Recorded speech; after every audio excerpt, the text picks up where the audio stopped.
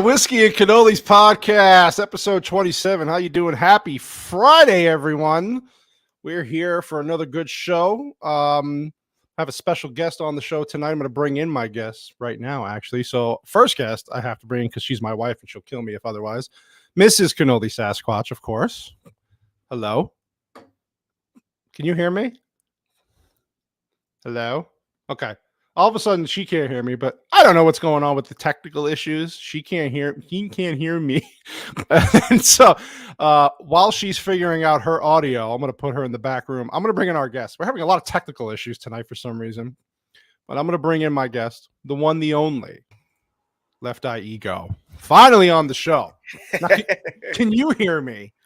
Oh, dude, we're fine. I can hear you. Okay. So apparently Mrs. Cannoli Sasquatch is having technical issues. So is Filipino Meatball. Filipino Meatball was ready to shoot somebody behind the scenes. Let me see. Hold on. Let me bring. Can you hear me? What is happening to these people's? Hold on. Let's get. This is the top quality production. Oh, I hear her. I hear her now. Okay, I hear her. you know what's really weird? I can't hear you through my phone all of a sudden. Okay. Okay, I can't hear. Listen. I will say. StreamYard is having some issues. All of a sudden, we talked before the show started, and you guys heard me fine. And then I have my iPad going, and I can hear you through the iPad, but I can't hear you through my phone all of a sudden. It's very weird. So now it's working. Well, let me ask you the question: Can the people in the chat hear me? Let me know in the comments. Juliana said she could hear you guys fine. It was I'm just bring in me. Meatball. She came in. Filipino Meatball. Are you okay there, Meatball? I'm gonna fucking murder myself. Hold on. Let me ask you: did the restart of the iPad fix it though? I have no fucking clue. Because remember, we used to like mess around with all these. I have like 4 different mics now, right? Well, whatever you're using now works. Right, but remember, like for the longest time, when all else failed, I would just plug in these headphones, and we'd do the show, right? Right. It wasn't even working with these headphones. So I was picking out a nice blank piece of wall that I was going to throw this shit through. I saw your face behind the scenes. And you look so pissed off, like somebody shit in your cereal. Oh, for real. I did the math. I have, not counting my wife's gift of a $90 microphone. I remember. I have like $150 sunk into this, and I was like, nothing works. It never works. I'm about ready to feed this thing to Teddy and then suck start my Glock, and you guys can go all the fucking hell. I was telling Ego before the show, it's like, we need Steve Jobs back to fix Apple. Because apparently ever since that what's his name, hot dog lover, what's his name, took over? Who's the CEO? Tim Cook. Apple? Tim Cook. Yeah, Tim Cook likes to take it in. Never mind. So anyway, ever since that guy took over, Steve Jobs has been going. It's been a goddamn mess. Anyway, we're here. We're live. This is the shit we go through, but this is the fun of it. Ego, thank you so much for coming on, dude. You've had me on your show twice now. Did you like the intro with the Batman singing? Yes, I did. I got more. It was really wait. I have more. There's more? Miss Cannoli, for tonight, we're doing the citrus punch. I like the citrus punch. I got bubbly Cheers. sparkling. I don't know what's Ego. Ego was drinking something. What do you got there, buddy? Oh, bro, this is the one that y'all saw on the floral one. It's literally San Antonio. Oh, it's $9, but it's the best wine I've ever had. I don't know. Hold on. Ego, where are you located? I'm in San Antonio. Oh my God, you're my hero. My wife's family is from San Antonio. We're from there. He goes there every year. So every year, I can't tell you. HEB might be the greatest thing that's ever been invented on this planet. That's where I got it. It's fantastic for like $9. Bro, I didn't go this year. My wife brought back probably $300 worth of shit from HEB. And I was all like, you have my Amex card. Run that shit until it declines. Exactly. Dude, if you're in town, call us and let us know, man. I will. Next time we will 100%. I'll just show up, sitting on the couch behind you, everyone. Hello. Hello. Hey, buddy. Well, he is a Cowboys fan. That's one's only strike against Ego. As you can tell, he's wearing his jersey. Look, he's from San Antonio, so it's allowed. That's allowed there. I'm only wearing this because after Monday, I'm probably not going to be able to wear it the rest of the year. Dang, he said it out loud. Well, here's the he thing, said the quiet things out loud. I have to give him some love because I love the player. right? I love Micah Parsons. Yeah. Just he went to the wrong team. That's all. That's fair. And He was supposed to go. He was supposed to go to the Ravens. Let's just say there's like a we're lot of supposed to. rumors. Here, let's address the chat. Is that because Ego's here? He's bringing in people because he's so popular. I mean, come on. I'd like you to read JT's compliment I about will. me. It was I very will. nice. I will. Thank you. All right. So we got Wookie B Bad, my boy. How you doing there, sir? JT Guns here tonight. Jacob Ironside. I was just on Jacob Ironside's channel. We did a review with Pops and Mags, Magitech. We did 12 Angry Men review. I was in that. I was in the comment section for that. I know. It was great. I did see you with your stupid comments, but they were hilarious. They were hilarious. Let's see. I got the daughter Juliana in here. Hello, from Pops Tatora and Mom Tatora. How you doing? That's It's the senior Cannoli Sasquatch, mom and dad of Sasquatch. Let's see here. Of course, you got Mrs. Cannoli Sasquatch. Abomination AJ. Of course, we knew he was going to show up, right? 2 peas in a pod over here. They can't be without him.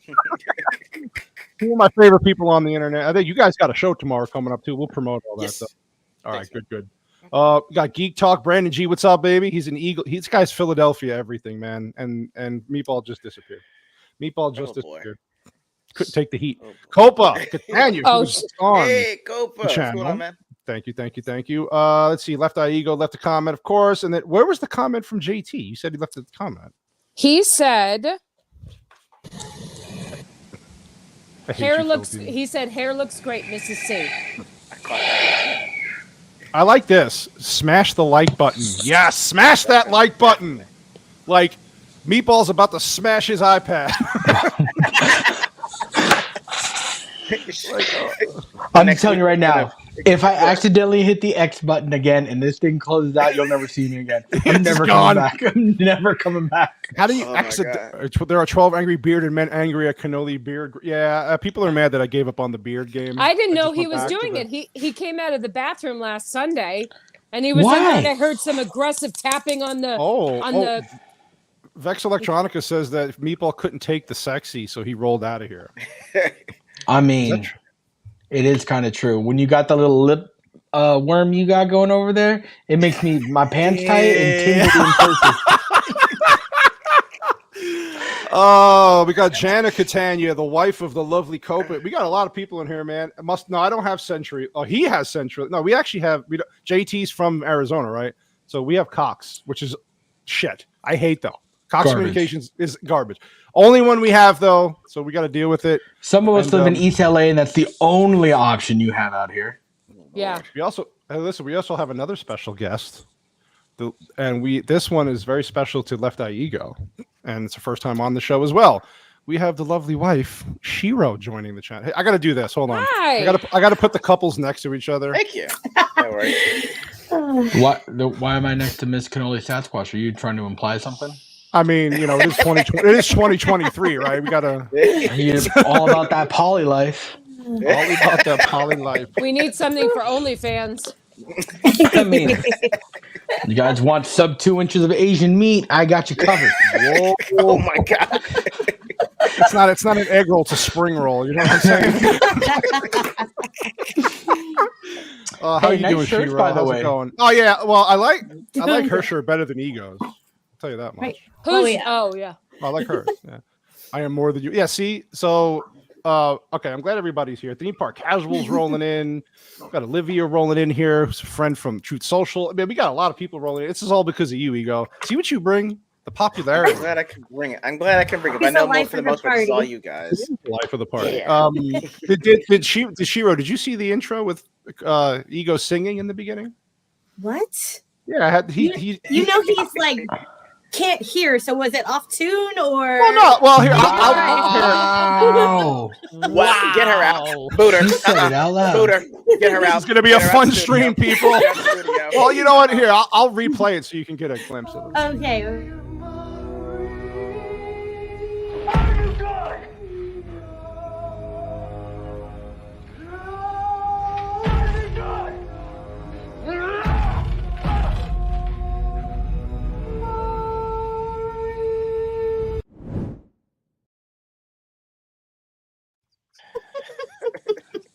Sounds about right. I mean, it was a little off too. Wow. Dang. By the way, it is Friday the 13th, and in all good fashion, I didn't know if you know that Ego actually was in a Jason movie. Did you know that? He was in a Friday the 13th movie? You didn't know that, huh? No. Found foot. Well, hold on. Here's a clip of that so you people can see. Take your best shot.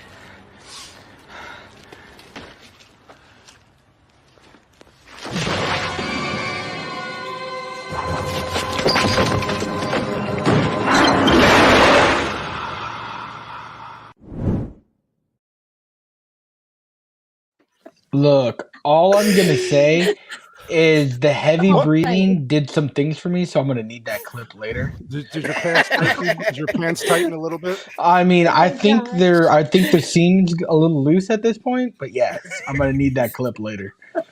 Hey, Ego, I thought your acting was incredible. I mean, the way your head fell off and rolled down to the garbage can. That was Jason Takes Manhattan, which is probably the most ridiculous Friday. You ever seen that one, Ego?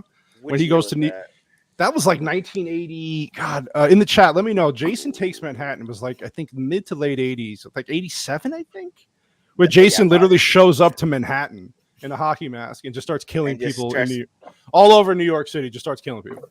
That one I gotta check out then, because I haven't. I mean, it's been a while since I've seen any Jason. Right. Actually. Well, I'm glad you could show us some of your footage. That was cool. You're welcome. You're welcome. Yeah, I appreciate that. Yeah, tonight basically just wanted to have a kind of a chill, low key night, just talk. I see Ego likes to ask questions on his show to people, right? So now I get to ask him, and then he can't lie because his Shiro's here. he can't exaggerate. So let's do this, Ego. I know everybody probably knows this already, but let's talk about you for a second. Why the hell are you a Cowboys fan? Please, for the love of God, tell me. So this is what happened. So I think I was, by the time before I was like maybe 8 or 9, we actually lived in Illinois, right? And so it was during the 90s when the Cowboys. No. All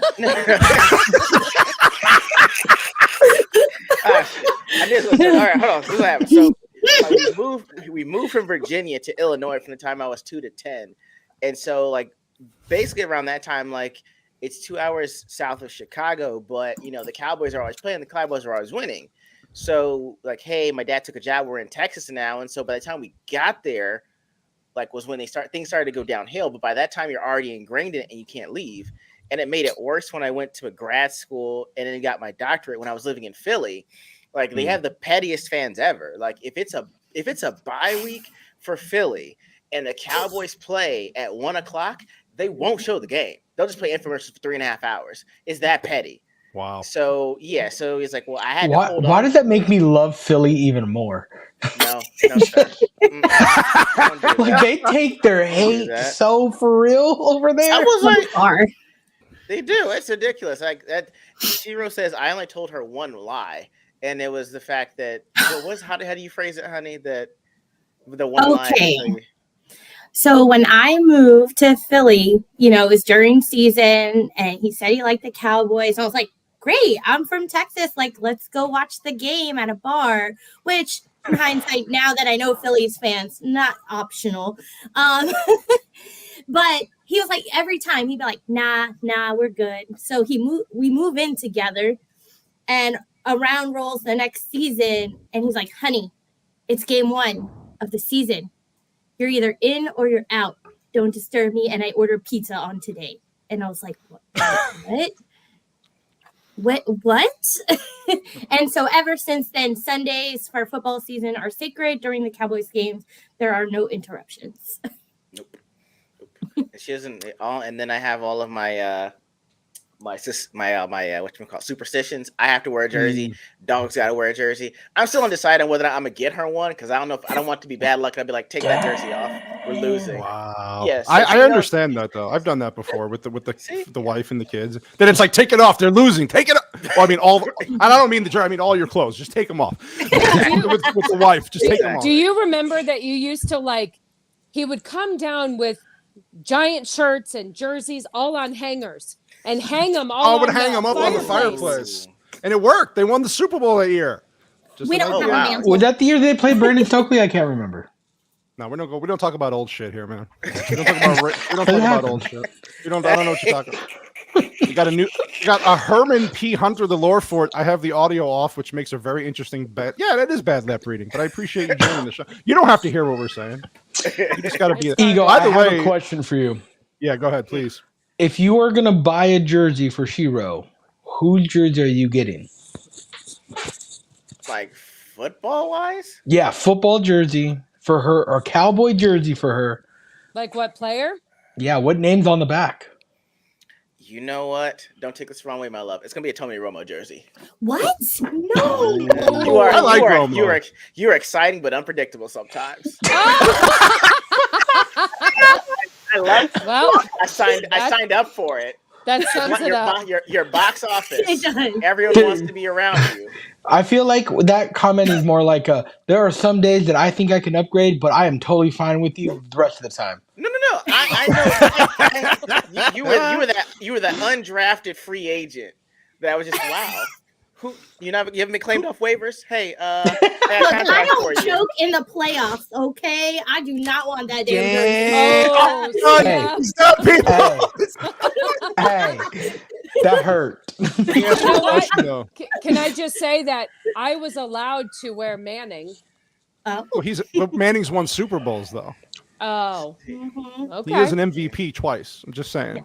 Yeah, I can't Listen, I like Tony Romo. I always liked Tony Romo. I did too. Even though I had to root Especially- against him, I liked him. No. But I mean, no. 0% of me like Tony Romo. He's a great announcer though. Exactly. There's two reasons why I didn't like Tony Romo. Tell me. He was everything that I wasn't. He was tall, good looking, had a cannon arm, like got to play in the NFL. Like, Have you seen his wife?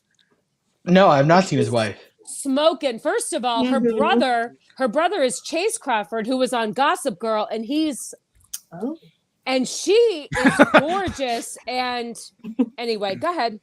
And then the second reason is I was like, Tony Romo retired. So I'm like, thank fucking Christ. Get off this goddamn planet. And then you know what he does?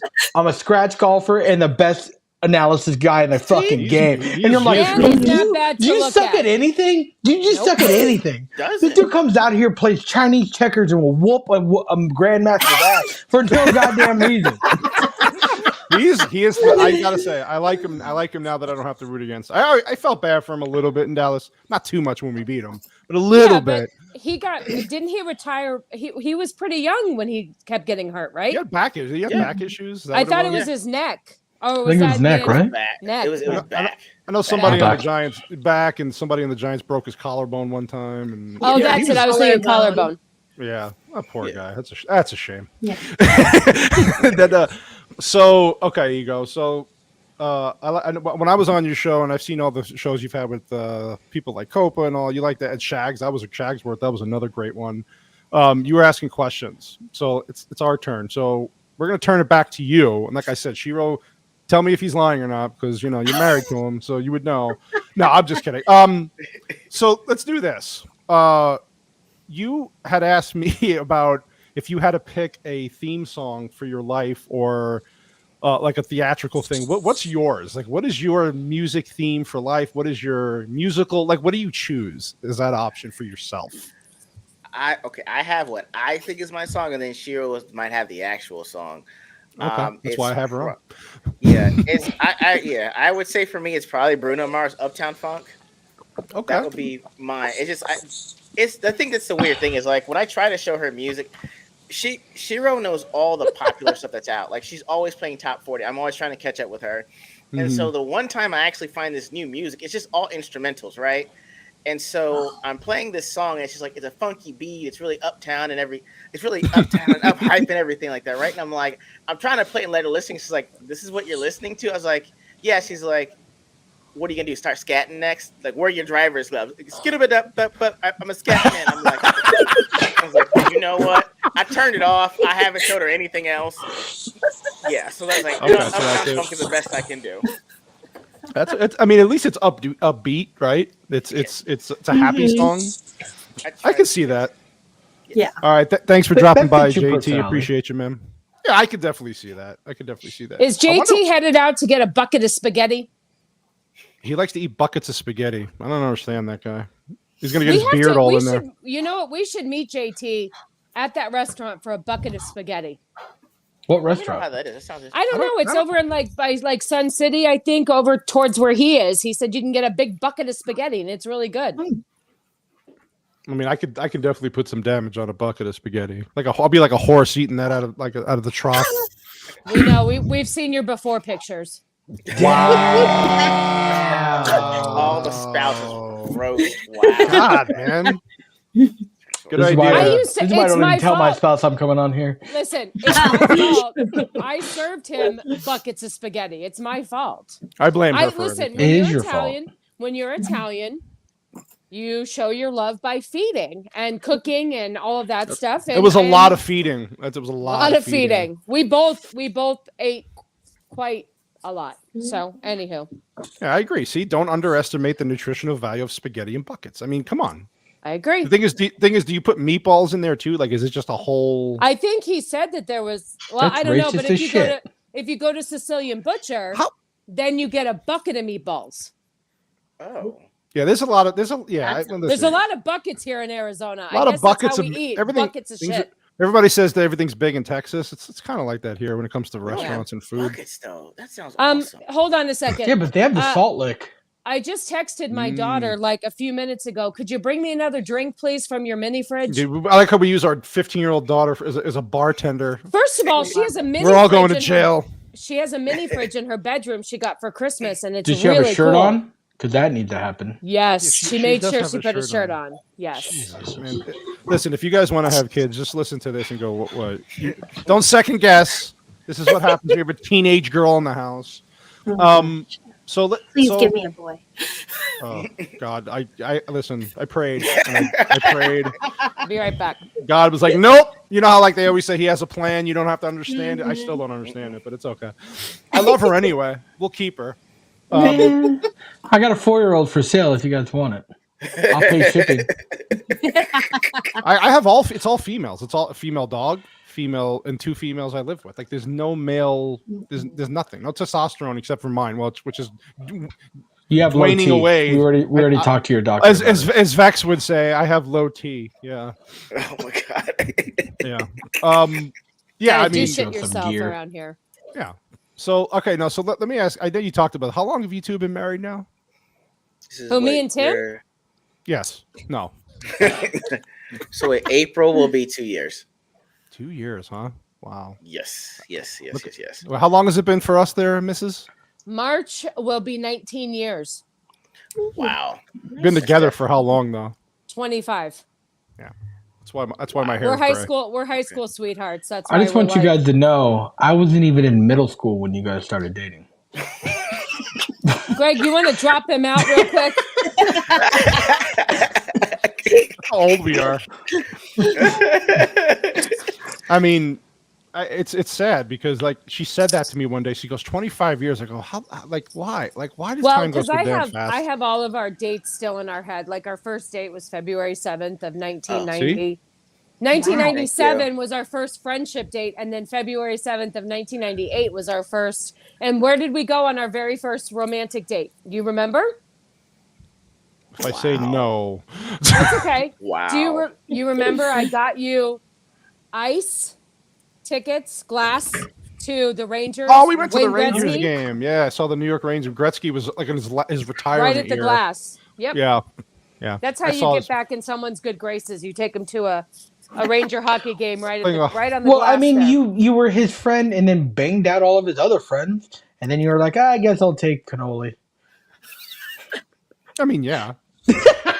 I mean, it's Wayne Gretzky. I mean, shit. You know what I'm saying? Not past that. No, let's just be clear here. Cannoli lucked out that she settled with him. You got the prize. She had to settle for you. Yeah, pretty much. But at the time, we didn't know that. It was the opposite way at the time. Vex, wow. Yeah. We have an interesting past. All right, so 2 years now, and then so how long did you know each other before you got married? Like the whole. So what happened was I was actually going to stop using dating apps. So I was actually at a conference in Orlando when before I flew out, we actually matched on Bumble. So we matched on Bumble, so we're messaging back and forth because we're trying to actually set up a date. And as beautiful, talented, and wonderful conversational she is, she sucked the first week trying to text. I'd be like, it's a beautiful day. You know, I just woke up. We're gonna start the symposium. I just want to check in and see how you're doing. How was your day? 4 hours would pass by. It's good. Then 2 hours later, how was your day? I'm like, oh my god. I was like, she's retarded. You know, that's so I'm like, you know okay, what? hold on. To be fair, What? I worked a full-time job that I was putting 50 to 70 hours a week in at.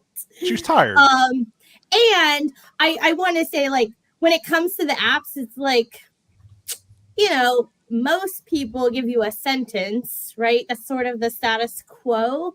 And then the people who tend to give you like these big long spiels, like Sir Ego here, it kind of like fizzle out or it's bullshit. So it was kind of like, damn, she called you bullshit, bro. Yeah, so well, I had to play the game with her. I had to make her think that I wasn't interested.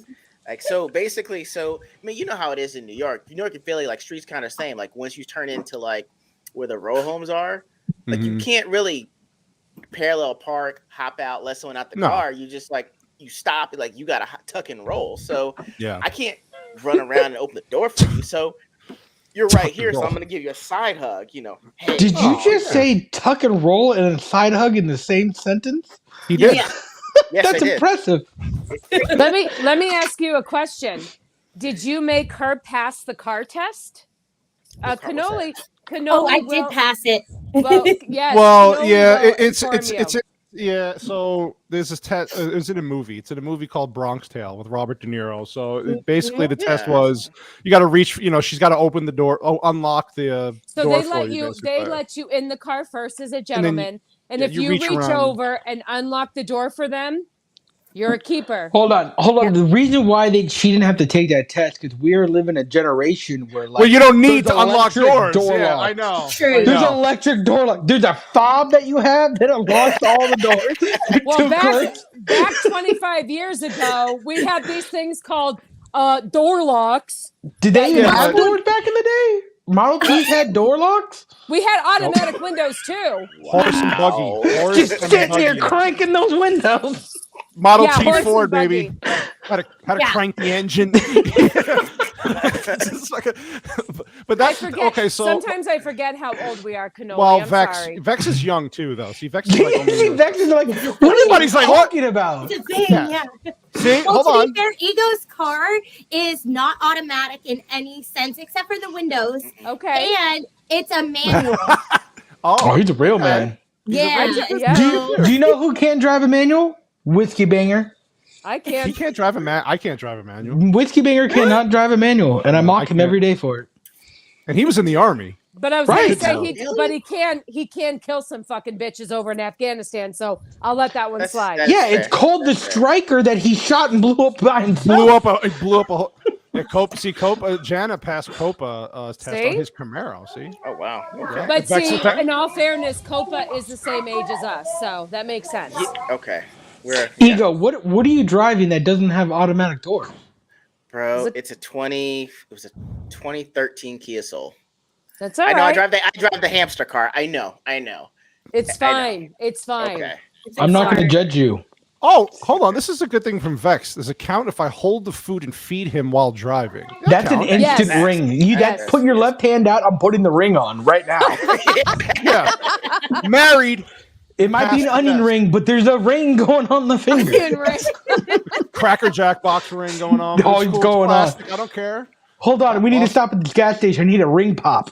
It's temporary. Temporary, though. It's temporary. So, listen. Yeah, I mean, yeah, so that does count, Vex. And so here's the next question then. I guess you could both answer. So who made the first move? Ooh. I did. But it took a while because I didn't know she was telling people she didn't. Well, besides telling people I had IBS, she didn't know if I liked her or not because I kept giving side hugs. Because she lives in a row home, so I have to say, "All right, bye. I'll see you later." So we did. I don't know if have you ever heard of a silent disco before? Silent disco? No. Yo, it was awesome. All right, so silent disco is like you go to a bar and like you see people with like 100 sets of headphones, and they give you a set of headphones, and they're like, okay, look, sign your name, give me your license, just for collateral.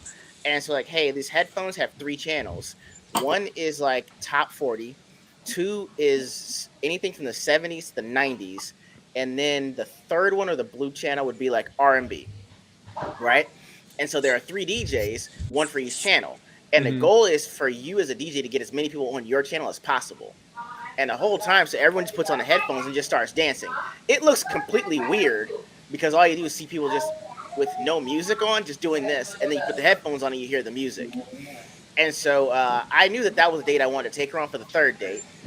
So I was like, well, hey, it's like this. So we're having a good time, and I was like, well, the trope is white chicks can't dance. And I consider myself a dance aficionado. And then Caribbean music came on. That's the one music I don't know how to dance to. You know how you usually try to grab someone's waist so they can get the rhythm right? She grabbed my waist to make sure I got the rhythm right. I was like, what in the name of appropriation is this? I like it. So after that, I was like, hey, I have wine and more alcohol at my place. Let's get out of here. She's like, okay. And that was it. So like we went on a date Sunday, Monday, and Wednesday, and we've been together ever since. That was it. Aww. Dang, you spent a lot of money in freaking 3 days, 4 days. Oh no, no. You were pot committed at that point. Oh man. Well, no, it's like you act real The simple. Monday It's day was like, free. which one? The Monday day was free. It was free salsa at a place. Yes. It was, yeah, it was the where was it? It was the oh god, what's that place in Philly? The Kimmel Center. Kimmel Center, yes. It was free salsa on Monday nights at the Kimmel Center. I took her there. It was free relatively. And then Sunday was at like an Italian restaurant, but we just drank wine, right? Wine and we had wine and some just kind of wine food. and Bro, you're not even feeding her. You're just trying to get her drunk. What the? I mean, it like, worked at the time. No. Okay, look, all right. I'm gonna have at some point I have to have Justin Ice come on to talk about our rules for dating. Our rules were like, hey, look, you need to if you're doing any kind of internet dating, you need 3 photos, right? One photo is you dressed up semi nice, which means I can go on a date. I look pretty generous. Okay. 2 is like semi-revealing clothing, but like workout gear. So mine's just me on the beach doing the Showstopper by Shawn Michaels, right? The third one shows you have a sense of humor. So there's this chick named I think her name is Artemis something. She's a 6'1" Amazon, and she was dressed up as Wonder Woman. And I was like, hey, you should pick me up. And she picks me up, and I do like the fainting thing. It's a photo. So like that was my third photo. So you got classy, he works out, sense of humor, right? So like a chick usually swipes right on me for one of those 3 reasons. So after you start talking, you don't ask them out for dinner or drinks. You ask them out for brunch because it's safe, it works, and who doesn't like brunch, right? This one is the only person I've known to oversleep brunch. Really? Yeah, bro. 10 o'clock in the morning.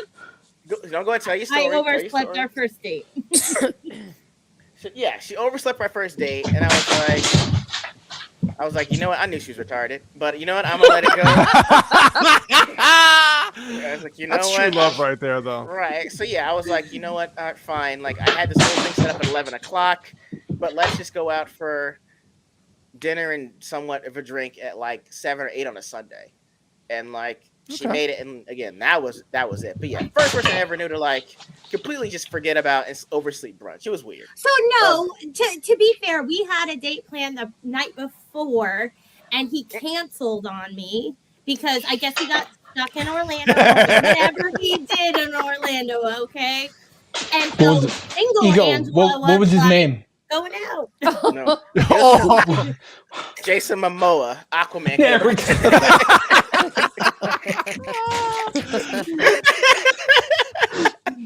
No, but I don't think many people would blame you then. Yeah, I was like, we didn't know what was coming out, and then like it was me, Excipitor, and Justin Ice, and it was because they both have kids. We live kind of separate. It was the only time where all 3 of us could actually be together. So I was like, yo, can I push to Sunday? Like, yo, you should push to Sunday because we're gonna see the movie tonight. I was like, yo, bet tonight. Hey, I'm stuck in Orlando. Psh, delayed flight. This is the first time I'm hearing this. Ooh, I'm out.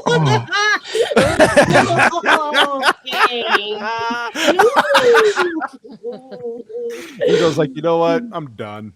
So I don't feel bad at all for oversleeping brunch. I had a good time the night before, and guess what? Oh, we don't want to know what you did. We don't want to know what you did the night before. She's a pool shark. Pool shark is what she. Being a pool shark. Being a pool shark. Wow. People. Yes. I made the mistake of buying her a pool stick for one of her birthdays, and then every time, like, hey, let's go play pool. I was like, why? So I can get embarrassed? No, put that back. Put that back. So. Yeah, Vex is right. She's like, the fists are ready. Yeah, she's ready to come. Yeah, see, Steven Ransom. What's up, Steven? It's nice hanging out with you yesterday. Yeah, I see. This is the thing. We have stories. I know Mrs. Cannoli Sasquatch has got some stories about our few first dates, and that's the difference is that Cannoli spent a lot of time and money wooing me because, like I had said in one of our past, Cannoli. It's called prostitution. It's way cheaper. Well, I mean, now that I look back, that's pretty much what it was. Right? Just say. You know, I didn't get any loving though. There's something to be said that nice guys don't always finish last, and he, like I said, he hung in there. I finished eventually, though. Let me tell you something.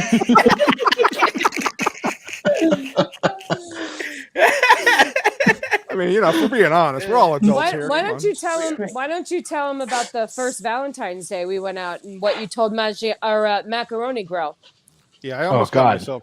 Yeah, I almost got myself killed. I don't know why. Like Macaroni Grill's like it's kind of like that mid-tier Italian food, but it's what we could afford. We were at the 18. Time we were young, so I had a nice suit. And I didn't have gray hair. It looked like I was 70. and I can went find out. a picture somewhere. Yeah, and so I had the typical Italian outfit on, like looked like a gangster, like something. Actually, just so you know, it was a Tommy Hilfiger suit. It was a really nice suit I got. So I dressed to the nines, nice shoes. The guy's like, oh man, we're so packed. It's like a 2-hour wait. And I said, oh, okay, cool. So I went back. I said, well, let me talk to your manager real quick, because I got to tell him some stuff. And just so you know, just to give you a little background, Cannoli is the type of person that doesn't even ask for a table when we go out. Like he's shy. I hate people. I hate dealing with people. So I'm always the one that has to go. But I'm trying to impress her though, right? So I'm like, okay. So I pulled probably the stupidest thing you could do. So I pulled the manager over and I whisper in his ear, and then I come back to Mrs. Sasquatch. And then within a minute and a half, the guy's like, all right, we got your table ready in the back. And I'm like, by a window. By a window. So it was literally what I told the guy. And I hope people on the stream don't find me.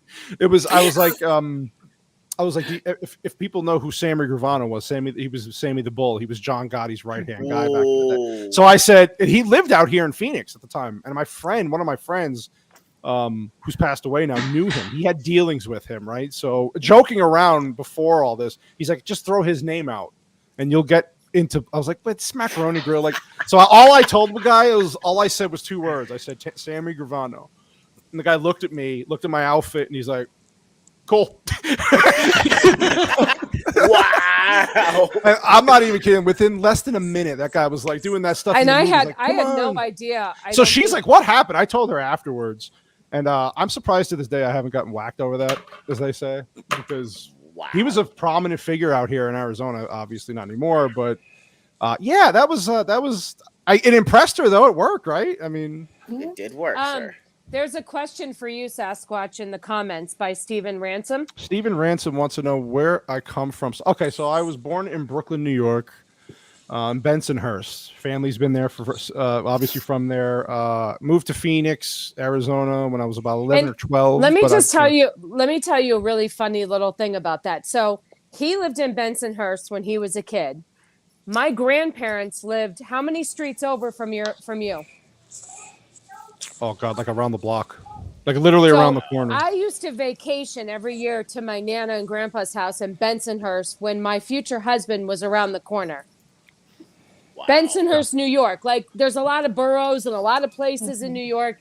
And I vacation, because we would go visit when my parents were married. we would visit my grandparents every year, and who would have thought that our families, and I want to say that my dad and your parents all went to the same high school, but at different times. Yeah, they did. It was really weird because we talked about the same places that we would go to eat, pizzerias and just general stuff, and we were like, we probably passed each other 100 times and didn't even realize it. Well, we both used to go to that pizza place L&B, which I loved. It's it's a small world, even though it's a big city. These little boroughs are like small towns in some ways. So, and then where my grandparents lived in Queens, New York, they lived literally maybe 400 feet away from John Gotti's house, which so I John saw Gotti, when we went out there. So the area around where they lived wasn't the safest. As soon as you went into that border at Howard Beach, Queens, it's called. I mean, you saw people stayed away. I mean, Cannoli, we misunderstood the question. What do you mean? He said, "Not you." The name Sasquatch. Oh God, I'm sorry, Steven. Misunderstood it too. I didn't know. Jesus, people are like, I am sorry. Sorry. Anyway, Vex Electronicals. Yes, it was a Scarface type outfit. A little nicer though, not as eccentric, but it wasn't that. Sasquatch came from my other co-host who's not here, Whiskey Banger. Remember Meatball Whiskey Banger. I used to work at a gun manufacturing place doing stuff for stupid people, but we loved working together. The people who ran it were idiots, but we loved working together. So one day, my first day, I walked in and Whiskey Banger was my what was he? Not a trainer. What do they call the stupid? He was your advisor? I guess advisor. They didn't have titles at this stupid place, so everybody was equal. It was like communism, but it's a gun manufacturing place. Go figure. So anyway, so I walk in and I'm sitting down next to Whiskey Banger for the first time. He just looks at me and he, like within 15 minutes, he goes, "You're Italian, right?" I go, "Yeah." He goes, "You're a big boy." I go, "Yeah." And then he goes, "Let me guess, you like cannolis, right?" I go, "Of course, I'm Italian." He goes, "All right, your name's Cannoli Sasquatch from here on out." And I was like, "Oh, okay." But after that, we got along great, and we forgot about Meatball for 10 seconds. Meatball. The problem is Meatball was his friend much way earlier, and then we ignored Meatball for a while. No, that's not true. Sorry, yes, Meatball, he was, but you worked with Meatball previously before the gun manufacturing. Yeah, I've worked with Filipino Meatball twice. You're welcome. Poor me. Yeah, you're welcome. But so like when we started the podcast, Steven, it was one of those things where I was like, what name do I pick? And then I was like, wait a minute, I got the perfect nickname. It's Cannoli Sasquatch. Well, because that was your gaming name. So when you played Call of Duty, you were and just so you know, Whiskey Banger's gaming name is Buffalo Booty Hole. It's Buffalo Booty Hole. So when he would kill people in Call of Duty, you would hear them scream out, "God damn you, Buffalo Booty Hole!" It's literally the best. But he changed it to Whiskey Banger. Oh, did he? Oh, okay. Yeah. So that's just my little thing. If anybody want to know, but yeah, so it's a small world. It's funny who you know and what you know. But yeah, we've had a long history too. But I'm always curious about younger couples, like not younger, but couples that have been kind of married less. Every couple is younger. Every couple. That is true.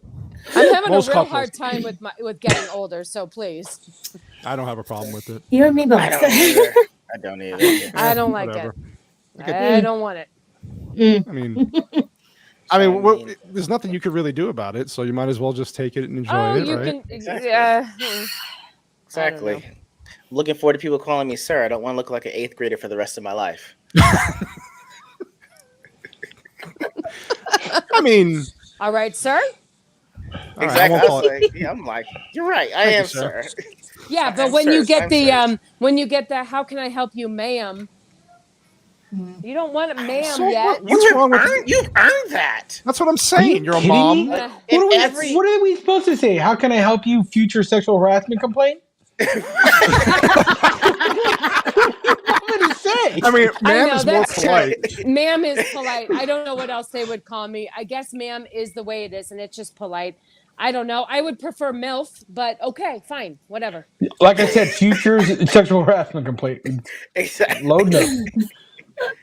Look, I just want to get carded, okay? Like that's my baseline. Just card. If you want to get carded every single time, when you go to we have I guess Walmart's throughout the country, right?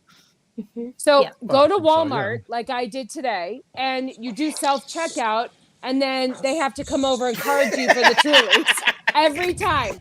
Every time. I mean, that would make me feel good. Every time, because the little light goes off on the top. They don't let you pass go until they put a code in. So you have to be ready for your card. Now that I have the gray hair, it's just more of like, okay, we feel bad for you. We're going to help you. Do you need help, sir? That's what happens. No, he's full of shit. He doesn't leave the house. Nobody's trying to help. I don't, but when I do, people feel bad for me. That's some real bullshit. Because the only thing that I get is I go try to buy alcohol, and they're like, "Sir, you have to be this tall to ride the ride." Go ahead and put that back. You need to be at least 5 foot. Yeah, at least 5 foot. Is that? I don't care what your ID says. Is that why you don't go to theme parks with your kid? Yeah, because I'm the reason we can't get on the line. Aww. Why don't you put like lifts in your shoes? Yeah, I did. It was called my wedding. You were there. Oh, that's right. Yes. He did. That's right. He did. 100%. I legitimately had 3-inch lifts in my shoes for my wedding. The other day, not the other day. When were you? You just had your anniversary, December 5th? December 3rd. That's a great memory, though. Well, pictures popped up on my Facebook of you and Stovepipe and Cannoli. And here's Cannoli and Stovepipe.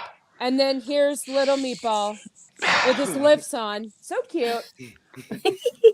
I had to wear lifts because if you ask my wife, she's a half-inch taller than me. In real life, it's like just depends on the day and like the posture that you have, right? But she's like, I'm demanding that I'm going to wear heels for my wedding. And I was like, okay. And she goes, and I demand that you're taller than me. So you need to figure some shit out.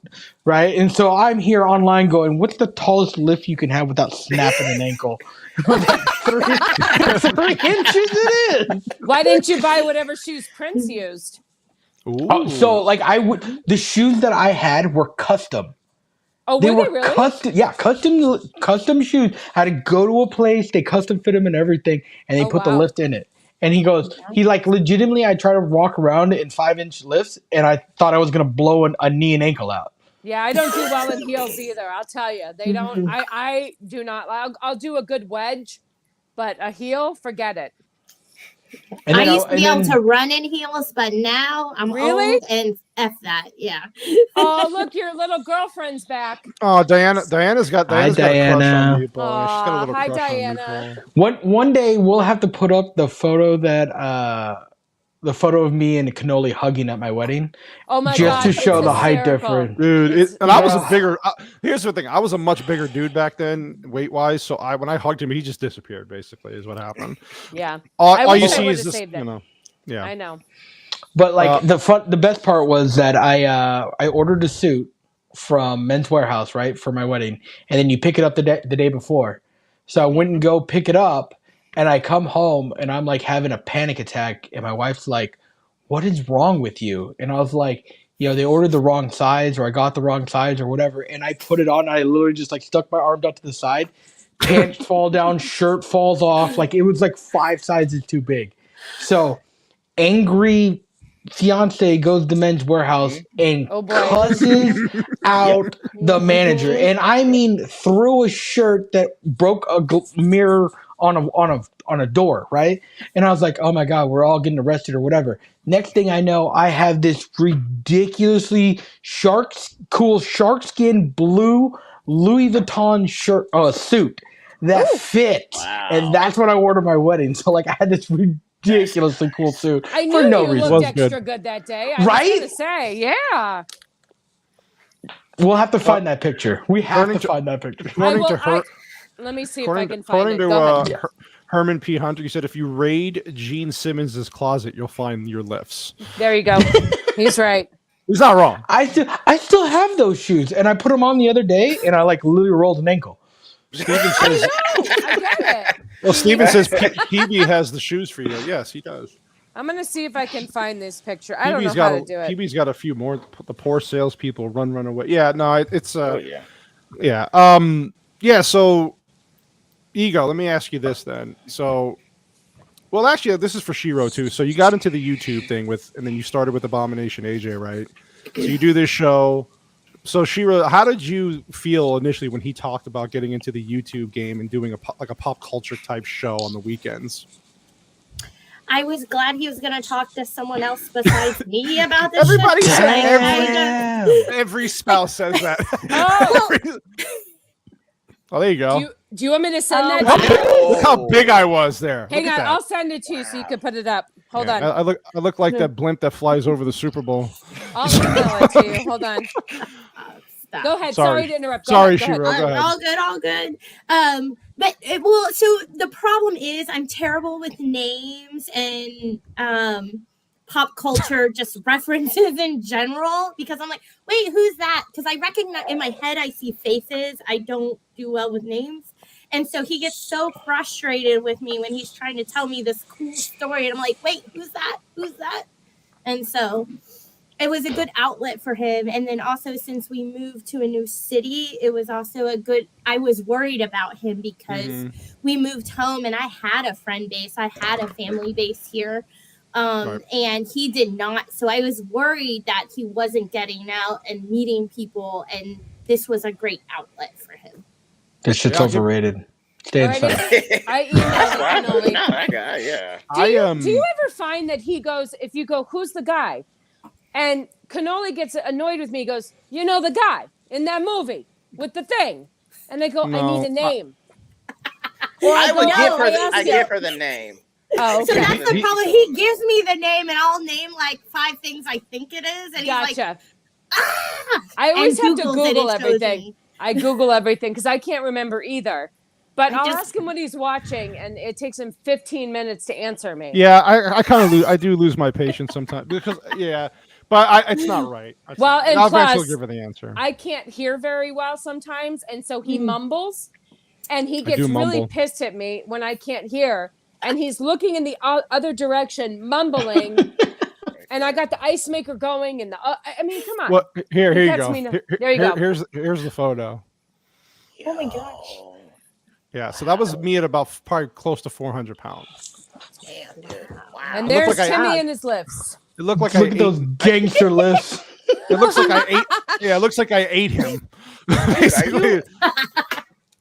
Wait, hold on. Just so you know, right? How tall are you, dude? Yeah, I'm 6'5". Bro, so you're 5'10" or 5'11" in the list, Filipino. Oh my god, legit 5'10" in the list. Legit 5'10" in the list. Yeah, I thought I was seeing shit when I met him. I was like, "Why did you grow like 7 inches?" Like, dude, lifts. He was almost as tall as me, but I was wearing heels. But I was still taller than him. But yeah. Yeah, I mean, look at that though. Wow. I mean, I remember my sister was, I want to say like 7 or 8 months pregnant at the time, right? And I walk out with it, and my sister legitimately goes, "Who the fuck are you?" And I was like, "What?" And she goes, "I know exactly how tall you are. I've known you my whole life. Like, what the fuck is this?" So now I like, sometimes I feel like I should wear those shoes around just to like scare people. Well, but then, all the pictures looked great, and enough. you looked taller than her, so you were good. That was the whole point, right? Like that was, and then so when we got the pictures back from the photographer who we actually knew, like we had a personal relationship with, she like messaged us and she goes, "Your photo's ready. By the way, Tim, I don't know what you did with your posture, but you were taller than her in every picture." And I was like, "Oh yes, that's what we wanted. That's what I need." I don't have to stand on a box. I'm like arm around her, trying to lean on her to get her to like have bad posture. And then with me and Cannoli, if I'm wearing flats, I literally fit under his armpit. Because he's 6'5" and I'm 5'6". I can literally go under his armpit and he can rest his hand just like that. I do. I put my arm on her, and I open my arm on her head sometimes. Like, hey, what's going on? And then he goes, and my daughter's taller than me now. She's 5'8". Wow. Yes. Did I tell you what? Did I tell you the last time? Did I tell you the last time I hung out with your daughter? Oh, was she taller? Did she have a shirt on? She did. Okay. And then I crossed her at the top of the key and went to dunk her with my 40-inch vertical. She pinned that shit on the glass. So Cannoli goes, "Why are you so short?" I go, "You assholes are too tall. I'm normal. You're not." She's actually, I mean, you're actually not short. I'm just tall. I'm obscenely average. tall. I'm average. See, look, hold on. Going back to the Vex thing, her husband's like you, where she doesn't remember names, so she gets frustrated too. Yeah. Yes. But Vex is basically a guy. So I need to tell the story the first time that I met Cannoli. Oh, please. So this is good. I got hired for a job, and it was in the office that Cannoli was already working in. So the owner of the company is telling me like, okay, so like there's 3 people that work here, describing them all to me. Like you're gonna be in here first, and then you'll meet this individual, and one of them's Cannoli. So I walk in to meet Cannoli right after the interview or the final acceptance of the position. I walk in and he's sitting down at a desk. And he literally turns around, like spins his chair and stands up and like puts his hand out to shake my hand. And the first thing that went through my mind was, "Motherfucker, I'm gonna have to kick his ass to assert my dominance in his office." Nice to meet you. It's gonna be a pleasure working with you. He turns around and sits back down, and I'm all like, "I'm gonna bring a bat and bust him across the ankle." Yeah. And that's the thing. Like I'm sitting down and I'm still as tall as him. Right? Like, he could have turned the chair. We just saw eye to eye and shook, but he stood up and like, "God damn, I can't even climb that high." Yeah. Oh man. This is what I mean about these little life experiences we have. They're hilarious. So let me ask you this then. So for Ego and Shiro, so he starts the channel. Obviously, most of us know the backstory of how we met AJ with the dog thing, and so let me ask you. So when you hear him start talking about this stuff with AJ, do you actually agree with a lot of it, or do you kind of give him feedback and push back on some of the things that? Because I'm always curious about that. If the spouse or girlfriend of the person who's talking about this pop culture stuff actually agrees with most of it, or you have your own criticisms. So I have my own criticisms. However, I'm very middle of the road. There's not much that like elevates my, temperament in that regard. Sure. It's pop culture. It doesn't mean shit to me. Like I live my life. I don't care what you're doing. But there is some validity in some of the things that comes out of it. And, things happened over the past few years that we needed to have those specific conversations. And I really needed to understand where he was at, and he needed to understand where I'm at. And I mean, I think pretty much we align in a lot of ways. And there isn't anything that I'm like, whoa, you're way over the top with this. Right. But there are times where I'm like, hey, did you listen to the other side yet? Because my personality is, I guess, rest in 2 spaces. I can sort of compartmentalize things and look at one angle, look at the other, and hear everything going on. And I kind of just go down the middle. The only time she lost a complete objectivity was when she heard League of Their Own. I saw the preview. I couldn't wait to show her. I was like, "Hey, babe, we're gonna watch your show, huh?" I play it right before it would start. And she'd be like, "What's this?" And the minute she said A League of Their Own, she did again. Like I know that we talked about it on the podcast. She's got 2 ways of knowing she's upset. There's the turtle and the blast off. I swear to God, she shot up to the moon the minute she saw A League of Their Own come off. She's like, "What the fuck is this shit?" I said, "Honey, it's made for modern audiences." It was a whole 10-minute thing. And I was like, "Oh, so now you understand what happens when they remake something you really love." Yeah, and they change everything. And that's the thing. I was like that. With Cannoli, Mrs. Sasquatch, she really was just too busy doing other shit to really notice. And then I started really picking up on a lot of the stuff. And then, unfortunately, I didn't have the YouTube channel then, so I just kept it in a lot.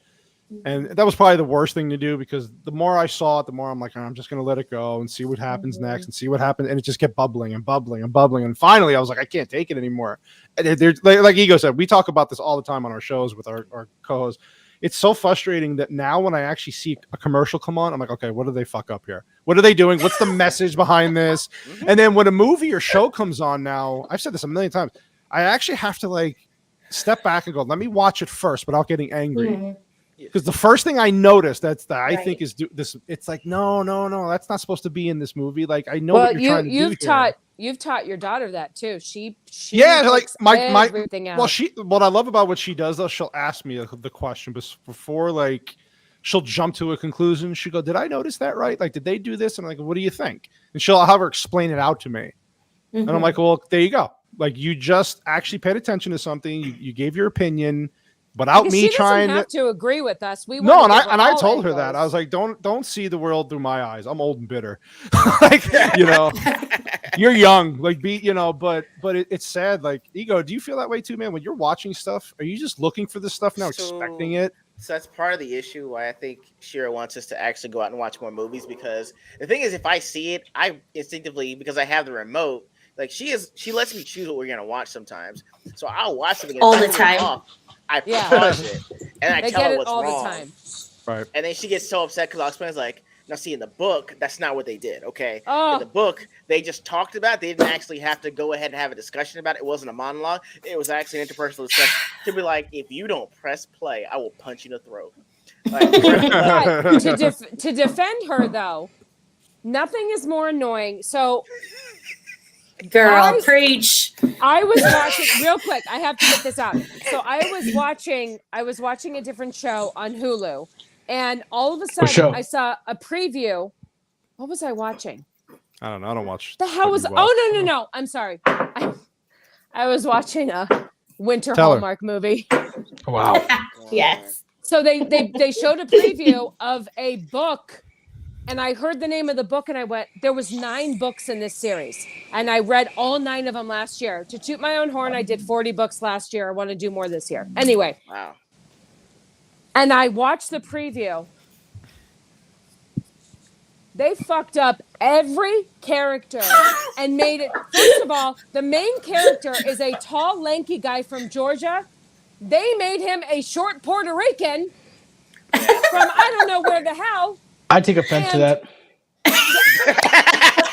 I take offense for all short midgets everywhere. But I will tell you, it is very difficult to watch that when only one person has read the book and then you're watching a show. When Cannoli and I watched The Terminalist, I hadn't read The Terminalist yet. Oh, dude. He had. I was so a pain in I the told ass, him man. I was getting ready to read all 5 of those books, and I didn't know if I wanted to read it because it's a different genre for me. But once we watched The Terminalist and I got to envision Chris Pratt for 5 books, I said, okay, let me do this. But I told him to shut up because he was going to ruin the books for me. Dude. Because he's like, that's not how it was done in the book. So I went into the book. Every episode, I was like, ending of Terminalist made me cut my wrist. I'm sitting in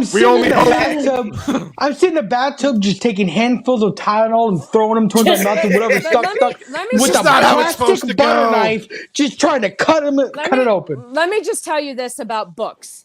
I understand that they like to cast that you can do whatever you want with movies or whatever, but when you take a book and people have already created you, first of all, what does a book do? They're very descriptive of what the character has to look like. So if you're telling me he's a lanky, blonde-haired, blue-eyed man from Georgia, and then I'm watching a short Puerto Rican guy. You're watching John Leguizamo. Yes. Now, I don't understand why race swapping has to happen or whatever in books, because it really is a dissatisfaction to... I don't know why it has to happen in anything. Well, no, it's fine if you want to make your own thing. Like, for instance, real quick. Right. So my kid and I watched Beauty and the Beast.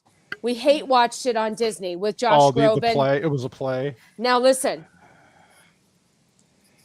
Oh, with her? That one? Yes. So here's what they did, though. Here's what they did that I don't understand. First of all, her would have been an amazing Tiana if they would have just. Yeah. Okay, I'm glad you agree. She was beautiful. She sung well. She had good. She would have been a beautiful Tiana. But what they did, and at this point, it had nothing to do with race swapping and all that. I didn't care at this point. The point of the thing was it was so stupid. They showed the cartoon. Okay, and and then they would morph into the Broadway. Yeah, they showed me they're playing the cartoon for parts, and then the cast, the live cast would come in, and I'm like, what the hell is this? But you know what it was? It was so weird because they only had the stage people. I would say it was a 2-hour performance. The stage people only showed up, I would say, maybe 45 minutes of the entire thing. Most of it was the cartoon, but it was just strange that you have a brunette. Vex is asking if the movie with Emma Watson was what you're. This was like a stupid. They had an anniversary one with my favorite Josh Groban. Yes, don't watch it, and my daughter absolutely loves Beauty and the Beast. It's her favorite. We've seen it on Broadway. She top 5 for me. Yes. See. And I just wonder. And I don't want this to take out of context, but shocking. What if they did that same situation and they made Tiana white? It wouldn't be okay because it doesn't fit. She's from New Orleans. She lives But does she make banging beignets? Yeah, sure. Oh my god. I know. Bro. Well, bro, you could be whatever you want to be. You want to put a plate of beignets in front of me. By the way, we can be friends. By the way, Ego and I had an idea for a show. Actually, please. Yeah, let me. You want to go with me to NBC? Yeah, I think we really got something here. What do we got? An idea. What idea? An idea for the show. I still don't know what the idea is. It's about nothing. Right. Everybody's doing something. We'll do nothing. So we go into NBC, we tell them we got an idea for a show about nothing. Exactly. They say, what's your show about? I say nothing. There you go. I think you may have something here.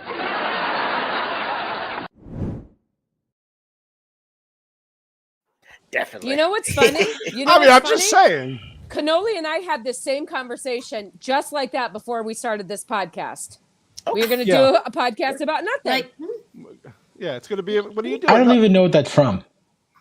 Seinfeld. What? Oh, I've never seen. Yeah. I've never seen a single episode of Seinfeld. You don't have to see an episode. Bro, I was 4 years old. Oh my god. Oh my god. Well, I'll put this like the lady that did all the costuming for Black Panther. Yeah.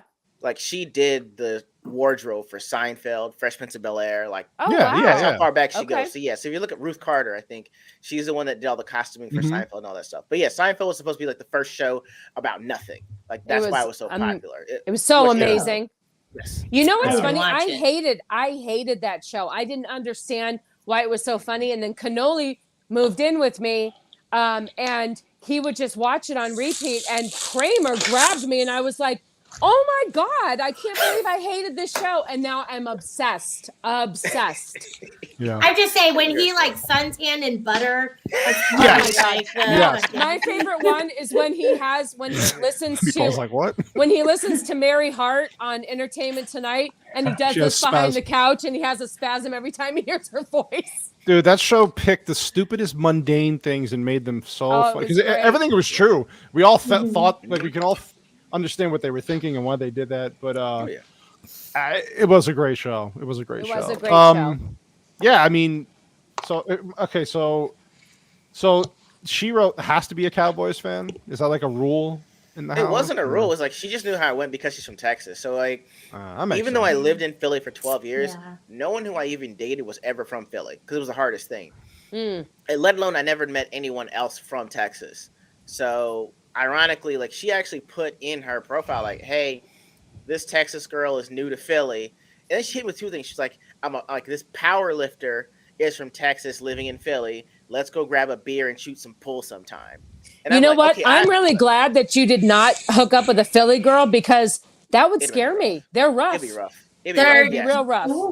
Yeah, they are rough. Yeah, that was the thing. Is like that's why it didn't really work with anything. Yeah, like I would open doors and be like, "The fuck you doing that for?" It's because I'm a girl. It's like I'm a gentleman. Oh. Like, I just open the door. You know what? I'll walk through. I'll be my own gentleman for this one. You know, good day to you. So yeah, it worked. Good day. I said good day. That's a good day, sir. Good day. Well, that was the other thing is like when I read her profile, before I even swipe, I didn't know. So I talked to Justin. I was like, dude, should I swipe? He's like, yeah, go ahead and swipe, man. And so I swipe, and I'm like, you know what? It's probably a dude. it's gonna be a dude. And then he's like, no, I'm serious. You looked really great in your pictures, and you said power lifter, beard, and tacos, and like she's got a set of balls. So I was like, I got all the good work done. Yeah, so the thing is, like shoulders run in my family, right? Okay. Oh yeah, her shoulders are as wide as mine. I'm like, God damn, her voice is going to be deeper than mine. There's no way it's gonna work. And she comes up with this nice voice. She's like, oh, hi, how are you? This is nice. So yeah, it wound up working, but yeah, that was. He also thought I was gonna be a lunch lady. You said you worked in food services. That's on your profile. What do you do that? What do you do? I thoroughly enjoy how Ego has like options. Where like if I was on a dating app, I'm just whatever you look at, just swiping for this. She was the only one I hesitated on because I didn't know how it was gonna work because she said text at the beginning. So I was like, okay, I'll see how it works. But she had food services, and I'm like, I guess we're gonna, be at your like Stonewall Elementary eating those boxed pizzas and stuff. So what I guess made it'll work. So you guys met in Philly and then moved to Texas? Yeah. So like we moved to Philly, or we were in Philly when we met, and then she moved out of the city to like the northeast section where I lived, and we were living there. And basically, what was happening was, I was traveling for my job, so like I had a company car, company gas car. I would drive all over, and she would take the subway, the SEPTA in.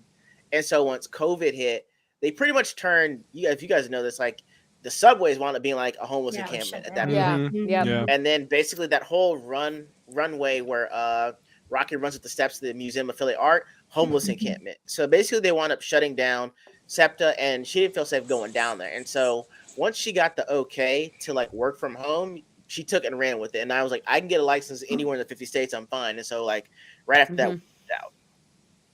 Nice. Yeah. Our 5-year plan turned into 6 months, essentially. Yes. Like right when we got married, he was like, hey, I think I'm going to apply. And we expected it to take a while because it took a while initially in Philly, but it was COVID. And then within 24 hours of him putting his resume out there, he had 3 interviews with 3 different companies lined up, and it just sort of escalated very quickly. Yeah, it did. Are you guys happy? Do you guys like Texas? Yeah. It's a lot better. What kind of question is that? I know. I would sell my 4-year-old to be called a Texan. I've never been to Texas. So. I've never been there, and I was just my god, Texas is glorious. Yeah, I gotta go when I go back eventually, because last time I was in Texas, actually, as Ego hit me, I was like, "Come in." I was like, "Oh, I don't have enough time this trip, but I will go." When I do go back, I want to expand that trip. I gotta. You need to go find all the barbacoa. All of it. For real. Yeah, that sounds real fun as a vegetarian. I'll sign right up. It's amazing. You could just stare at me eating the food. It's cool. Right? Get some breakfast tacos, chilaquiles, and barbacoa. Yeah. And then if you disrespect, I found this out the hard way. If you disrespect Big Red or Dr. Pepper in San Antonio, you might not leave.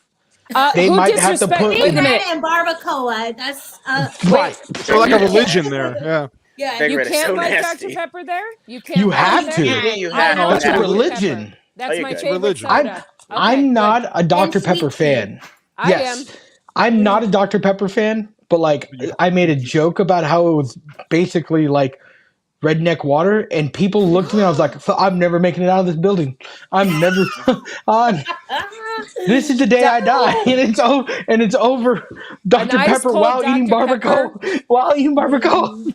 That's my favorite soda. I can't drink it. Oh, Dr. Pepper Zero is my favorite. Yes. Or Dr. Pepper Cream Soda Zero. Oh. Really? I haven't tried. Maybe I did try that. It's okay. He likes that cream.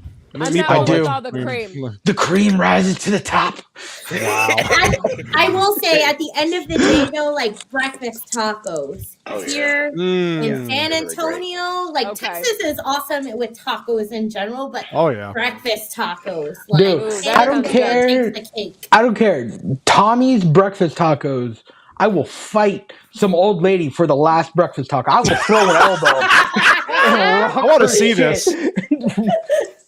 We're saying I will throw the elbow and rock her shit.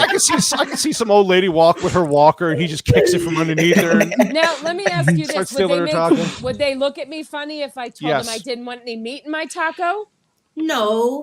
Okay. It's 2023. Because they make like bean and potato. They make all sorts of combinations. So we'll talk about you behind your back. Fresh tortilla. Whether the tortillas are fresh. Yeah. Fresh. We'll talk about you. Yeah, but you know why the tortillas are so good? Lard. Lard. America. Like, no question. Because America. No, it's because it's lard. That's what America was built on: lard and meat. Lard. Exactly. Listen, I remember what lard used to. It makes everything beans with lard. It makes everything better. But I just can't. I can't do it. Oh, what are you doing? What are you doing, Meatball?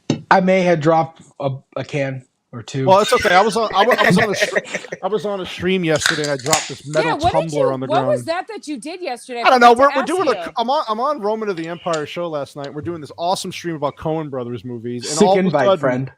Yeah, you're welcome. You don't even watch it, Seinfeld. You're not going to watch the Coen Brothers movie. I make a move. All I did was move, and the whole desk shifted, and this tumbler goes flying onto the ground, off tile, bouncing and bouncing. So everybody stops and goes, "What?" I said, "Well, my house was trying to kill me. That's all." So, I mean, it was embarrassing. You can call me your house, but I'm still trying to kill you. You make it hurt. You hurt me too much. The last time I tried to shank you, you called me daddy, and I got scared.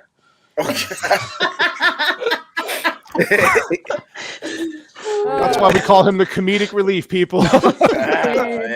So you go to Texas, and then I know the story about how you met Abomination AJ, but I don't know if everybody else does. So you meet AJ because there was you needed some dog training. What was the situation there? So it was because of Shira that I even met Abomination. Right, that's AJ. okay. So the thing is like, again, in total Tony Romo fashion, she makes like the simple, kind of exciting and on a roller coaster. So she's like, "Oh, I'm gonna get someone to watch the dogs," and I'm like, "But you work from home. Why would you need anyone to watch a dog?"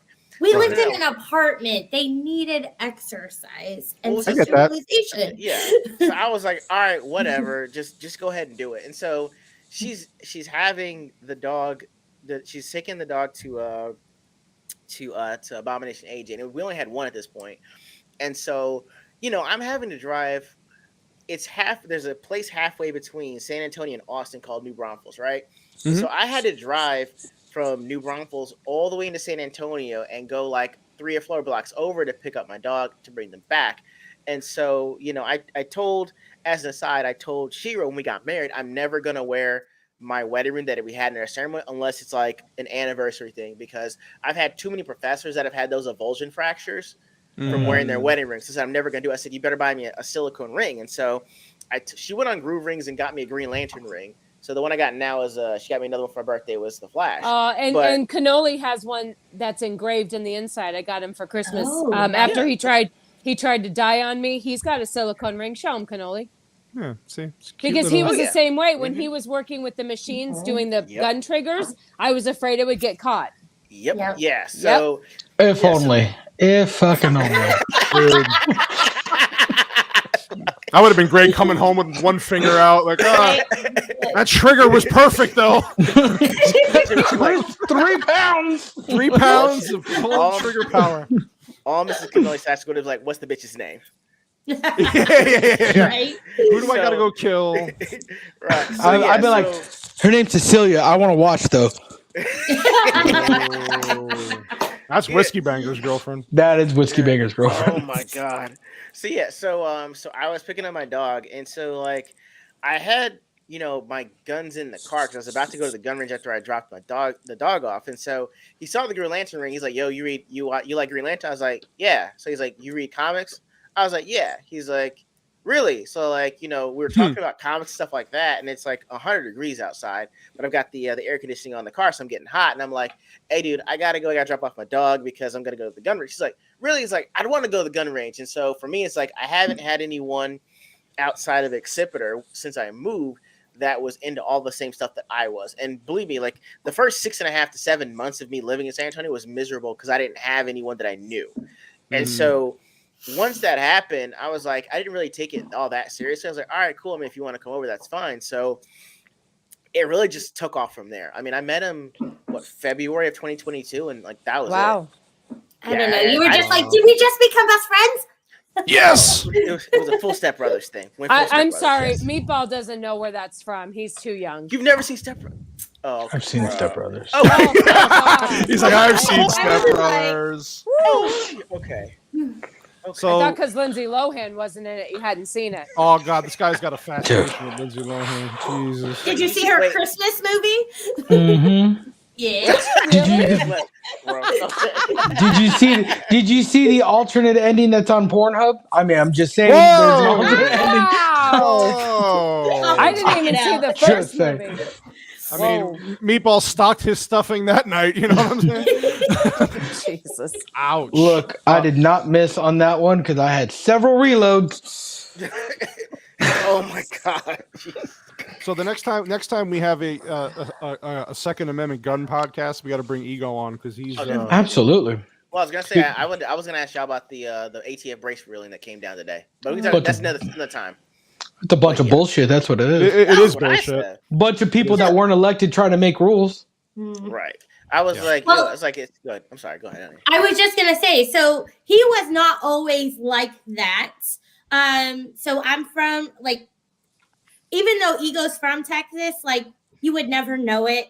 He kind of just owned Texas for a while. Right. So when I was in Philly and he was moving me into his, we were moving in together, he was packing up my stuff and sent me a text message. He was like, honey, what is this in the case? And I was like, oh, that's my gun. It's loaded. Don't open it and handle it, because my parents gifted me a gun because we live in Texas. Right? And so then that kind of want to move to Texas. You live in a gun-friendly state. I sent him on a mission to find out all the rules and research because that's who he is. He was like, "Oh my God, you don't have a permit for this?" And I was like, "I mean, it's a gun. I don't know, what?" So he did all the rule following stuff and made me legal. It's a great hobby to have. It's expensive hobby. I'll give you that much. But it is a great hobby. What you need is to stock up over time. Cannoli. Yeah. We have been every Christmas, every time there's a sale, we're getting ammunition. It's a whole thing. The ammo thing is important. I already have enough. Yeah, the thing is, I have at least 2,500 rounds a month come in. Damn, whether I shoot it or not, because I had it when we worked in the gun industry. I developed a connection with someone that would get ammo, and every single month he'll shoot me an email, be like, "Hey, do you want me to drop ship you your normal thing?" And I'm afraid if I say no one month, he's going to stop emailing me. So I say yes every single month, and then on top of that, I have a former coworker whose dad is a reloader, so he makes custom ammo for me, so I have a standing order with him. So every month I get about 750 custom rounds sent in. That's nice. Yeah. Well, dude, I had to see. I was messing around, didn't really research anything that well. So I got a pistol and 300 blackout, and I thought it'd be great because I was gonna get a suppressor. Oh God, you just made his day. Oh, bro, God. I was gonna get a suppressor. Daddy. The only problem I had was the fact that, I didn't know what was going to happen with the pistol brace rule. And on top of that, 300 blackout is so damn expensive. And then it was like, well, I got it in supersonic, but if I got subsonic, I got to do something with the spring because it would only have the first one go in and it would get stuck after that. And I'm like, I can't even afford a suppressor right now. So I was like, I wound up having to buy a 5.56 upper and a stock for the meantime. And I was like, yo, now ammo for 5.56 is $12 for $20 for Winchester. So I'm like, I can't beat that for now. But I still got the actual barrel for the. I love him because he's looking off to the side, it's right next to him, ready for battle. Oh, it is. It is. That's just a barrel. It is. There you go. There you go. It's actually on the. That's what's actually on the chair right there. Oh, that's what I was gonna say. I noticed the gun bag. Yeah, okay. Yeah, it's in there. Yeah, I tested it out today. It actually works. But yeah, now I'm talking about Toshiro about letting me so I can compete at this point. Because they're telling me the Canic and the Rival is a pretty good one, which is a cheap enough option. So if you want to actually start competitive shooting, you can use it. But, she's like, choose what you want very carefully because you have to weigh it against other stuff. And I was like, I will think about this. I will tell you that if you're going to shoot competitively, it's not the gun that's going to get you; it's the mags. So if you buy a Canic, right, it's a $340 gun, but the mags are like $45-50 a piece. Whereas if you buy a G34, right, that's a $600 gun, but mags are $15 to $20 a piece. And if you're running real competitions, you need 8 to 12 mags, and they break all the time. Oh yeah. Oh yeah, you don't want to be reloading in between stages. You want to come with fully loaded, ready to go to burn the stage down. I like how Mrs. Cannoli Sasquatch is like, huh? I'm getting educated. I mean, I'm looking at our gun case right listen, here. we're gonna have. So we had a Second Amendment gun podcast really early on in the stage of the show. I want to have another one when Whiskey Banger gets back, dude. Yes, we'll get you back on with Meatball. Maybe we'll have some other people because I love talk. We'll talk about why Ego was right to pick 300 Blackout. See, no, Whiskey Banger will say why he because Whiskey Banger is appreciates 300. Yeah, he is old. He wants you to get off his lawn. Get off my lawn. But that conversation would be great. So definitely we'll plan on that in the near future. So Freedom Stream, I'm in. Okay. The Freedom Stream. That's what we'll call. He just named my stream for me. The Freedom Stream. Look at this guy. Really? We'll all wear our gun T-shirts that we. I'll wear my American flag shirt with Oh, I have one. Okay. We actually there's an ammo place here in Arizona that we get that I've gone to get my ammo from, and they sell nice T-shirts, and the back says, what does it say? I love my gun, my dog, and maybe 2 people. Like maybe 2 people. Yeah. That's what we have. That's about sums it up. That's that ammo place is not the same as it used to be though. They've kind of gotten big, and they were a really small ammo company that really had great customer service, knew who they were selling to. Like they knew they were small and they were growing. They grew to a point where the owner kind of became a dick. He was just fighting with people online.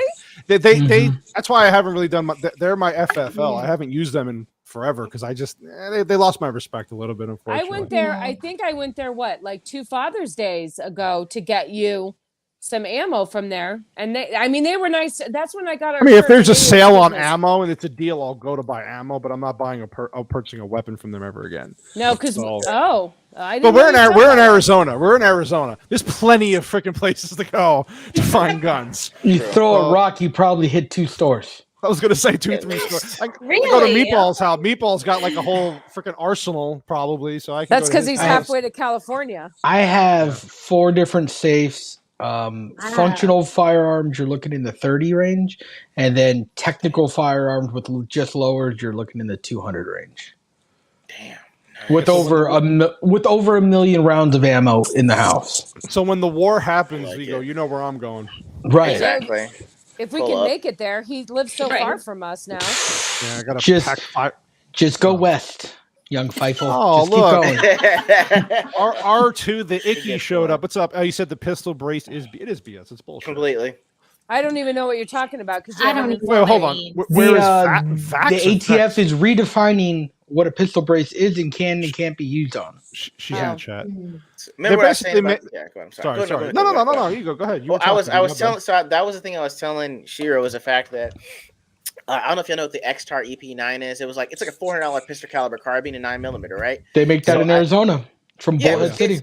Yes, it's really great, and for $400, it's fantastic. So the only problem was the fact that I told her, I said, hey, if the ATF says that I now have a short barrel rifle, I either have to pay them $200, I have to take the brace off because I was supposed to strap it on to shoot it one-handed. Now, like if I shoulder it, like it doesn't really make a difference. It's so right. Stupid. So I told her, I was like, they're saying I got to pay them $200. I have to take the brace off and shoot it with just a tube, like it's a fucking Uzi or something, or I'm gonna have to like actually register it. And I said, fuck all 3 of those. And so I told her, I said, what's gonna happen is if within 120 days of that rule dropping, if I don't do anything and they find out, I can get arrested for it. So I was telling her, I was like, hey, look, at this point, it's gonna make a lot of people panic, and everyone's gonna panic sell their guns with pistol braces, and it means that every FFL is like gonna know that. So they're like, well, should I even give you money for this? Yeah. So, you know, I told her it's going to be a hard thing to figure out. So I told her like the pistol that I have in 300 Black, I said, hey, look, I really need to buy this stock in this upper. It's like, it's not something I bought like on impulse. Like, hey, look, I really need to, because if this goes left, you know, I'm not going to do well in jail. I snitch on everybody. Look, You know, if I Least you're commit a honest. crime, I am not telling him. He would throw me under the Exactly. bus so quick. You know Oh, what yeah. the problem is? The problem is that, and this is my big gripe, and this is a whole nother podcast, is that the problem is not with the guns.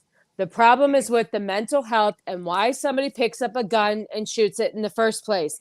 If we could just help, listen, without going into too much detail, I have had a lot of, there's somebody in my family who's had a major mental health struggle, and I've been along for the ride, and it's been extremely difficult to get this person the help that they need. It's expensive. If we could just make mental health more affordable and just an easier process, I bet you people wouldn't shoot shit up all the time and just go on gun rampages. If we could just look at why they're shooting up the place instead of what they're using to get their point across because they're angry, if we could just dial it back a little bit. I mean, if Tell anyway, that to Big Pharma. I'm just saying it really. That's a whole I'm so passionate about it because it irks me because I've been deep in this mental health journey with somebody for so long, and it's been so expensive and so hard. And I just, every time there's a shooting, a mass shooting, and they want to blame the gun, it's a cop out. I'm sorry. It's all a power play, right? They want control, and the reason why they I know why they're doing it. I know why they're doing it. Just look at like New Zealand and Australia and England and all these places that when that virus came through and the law, and even still Canada, Vex could tell you, Canada, they're insane with their laws up there. Like, so the only way they know they're going to play it up as much as they can. Any shooting is an opportunity for them to put more control on you to them and less on you, so they can take those guns away. Without our Second Amendment, we would be Canada. I'm just, you know, I'm just going to say this now. There's no way it sticks. The bump stock ban just got repealed. There's no way that a standard brace is going to hold up. They'll put the thing down. It'll get appealed. It'll get all the way to the Supreme Court, and they'll kick it. And then the ATF looks like a bunch of here's the dumbasses thing. again. They have to redirect everything because Biden has all that shit, and they're investigating him. So now, mark my words, there will be a mass shooting in the next week or so. There's going to be something that's going to turn our attention away from Biden and his shit that his shenanigans he's pulling. There always is. There always is. And I'm telling you, I've followed this for a long time, and I've just been paying attention. And every time, even in Obama, every time they wanted to ban guns, there was this one time that I cannot forget. There was this one time that band camp? This woman. There was a flute involved? Was there a flute in band camp? No, there's every time. Sorry. No, it's just every time they want to ban guns, there's always some sort of weird situation that occurs right around the time. It's just coincidental. I'm sorry. No, I just think it's all planned. You're forgiven. Stephen Ransom says it. Yeah, Ransom's quote here is perfect. Mental health should be like a car maintenance. When they break, people get hurt. It's true. I'm sorry, and I don't understand why we don't.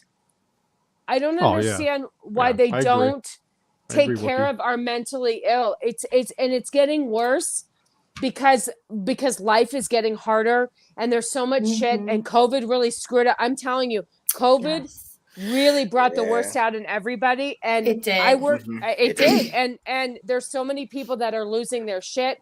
They lost everything during COVID. You can't. I mean, to medicate somebody who has mental health issues, it's so expensive.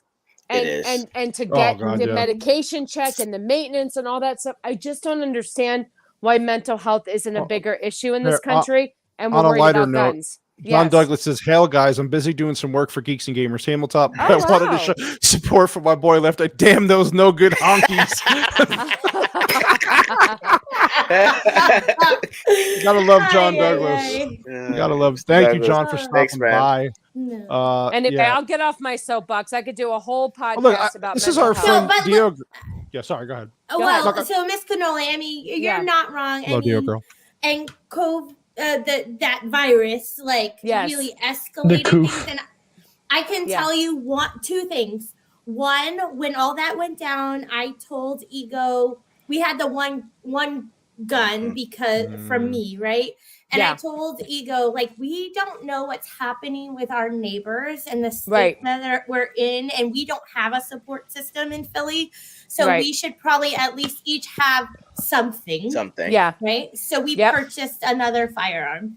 Sure. The second thing I can tell you is that during the span of 2 years, during the virus, I lost a 14-year-old volleyball player to suicide, and I lost a coworker to suicide. Yep. So the mental health thing is an issue, and it's escalated, and we need to do something about it. It's really, really, really bad. And I'm going to tell you right now, a lot of the things too with the younger kids, like you were saying, is that they had to stay at home and they had to be isolated, and the online schooling. It just, anybody who maybe was on the cusp of suffering from something, it really brought it out in them. And there's no help.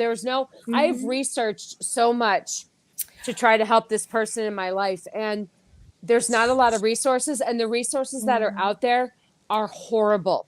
They are horrible. They're not what they should be. And it's super sad. And I wish I had a bigger platform of being able to be an advocate for mental health and try to get people to listen. I know why the government's not doing it, because they want everybody to be effed up.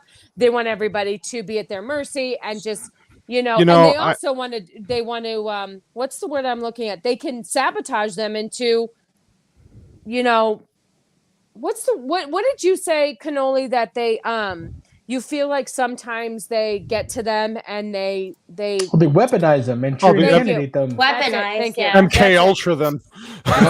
Yeah. I couldn't find the words. I got you.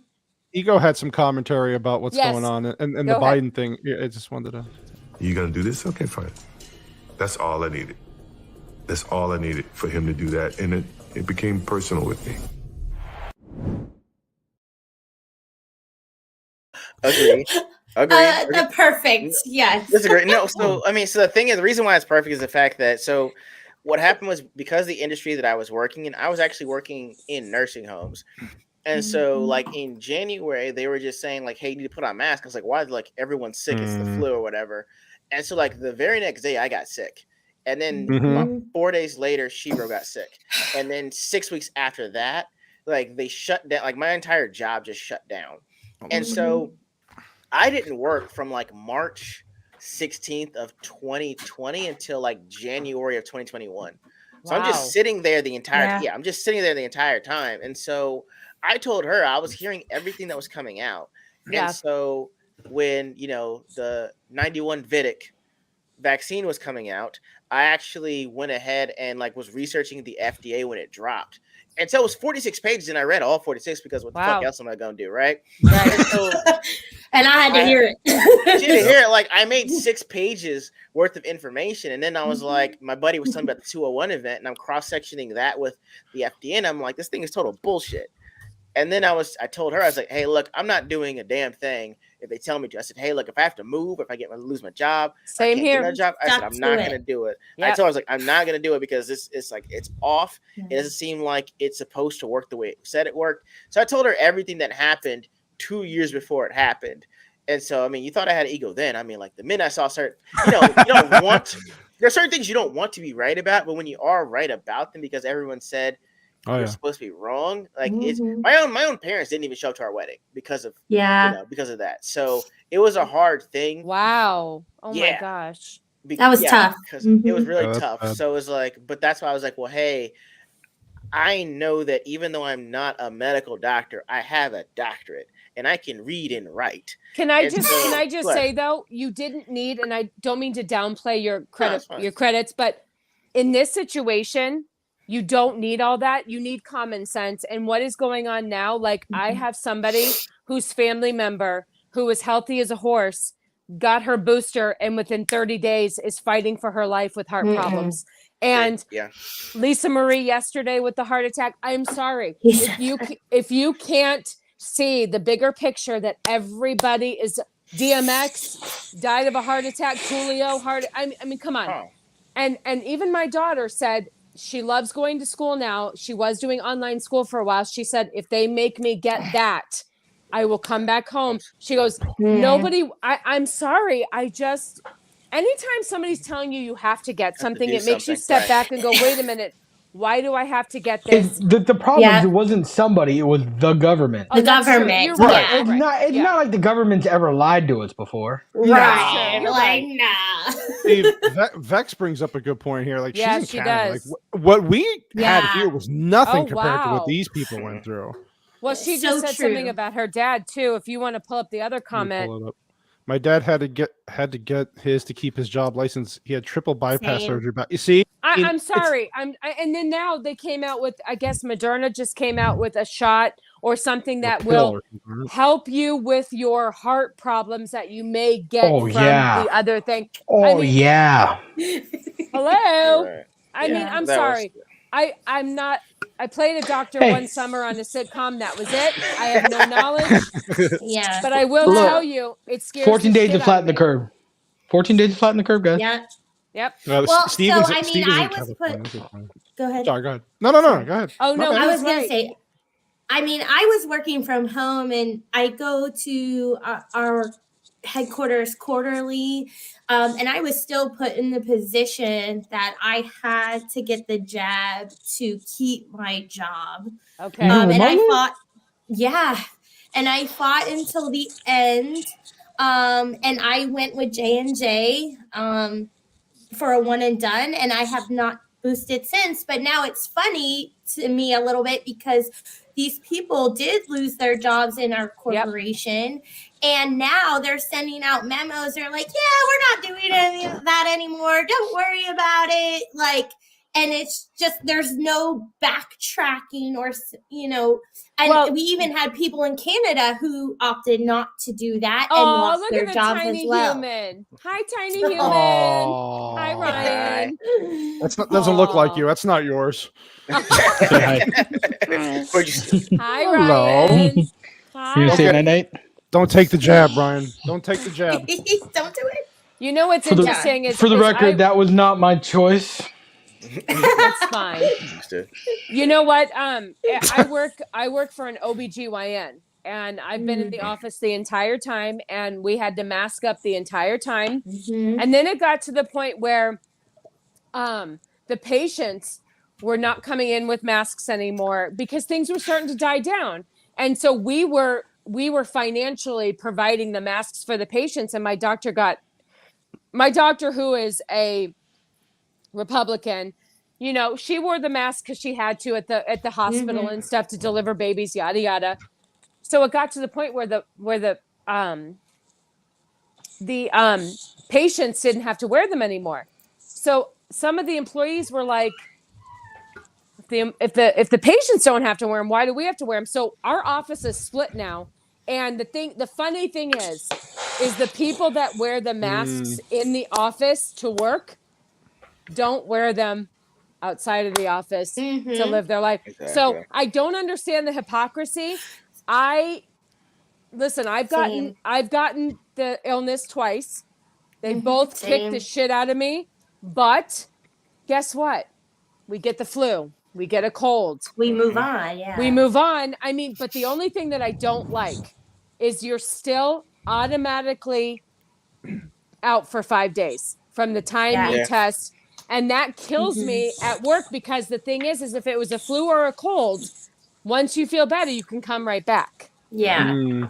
But with this, anyway, so the whole thing is I'm over it. And I just think that it's silly. It's not silly because it's really affected a lot of people, and I get that. But I also think the medicine that was supposed to keep you from getting it is actually not helping. Yep. I'm just trying to speak so we don't get right. No bans. Yes, but I just feel like Looks like you got a fan here, Ego. Steven said that Hey, Mr. Ransom. Definitely. So Ego's information is in the description. His Twitter and his YouTube channel. Oh, there's the hairy member of the family. No? All right. Oh my gosh. He's done. So people want to subscribe to the lovely Left Eye Ego's channel. Please do. He's got awesome interviews, great content. Thank you. And of course, he's on Saturdays with Abomination AJ, but Ego's killing it on his own, dude. He's got a great content, so support him, please. Just so everyone knows, I subscribe to Left Eye Ego. Thank you, guys. Goddamn right you Thanks, did. You know what? Goddamn right you did. I wanted to comment on this. I wanted to respond to this comment, and I totally respect that because I have a good friend at work who has lupus, and she got it because she wanted to protect herself. But then I have another friend at work who has MS, and she's scared shitless to get it. So you got people on both sides of the aisle where one with lupus wants to get it because and I get it. And then I have another friend who has MS and is scared. And I don't begrudge anybody for getting it or not getting it. But here's my really quick argument, and then I'll let it go. With abortion, my body, my choice. With that, you have to do it. They're hypocrites. I'm sorry. It doesn't make any sense. Hold on a second. So R2 says he's not going to get it again. I don't blame you there, buddy. Well, and then I know that's Codenomics. What's up, buddy? He said my ex got lupus after she got the jab.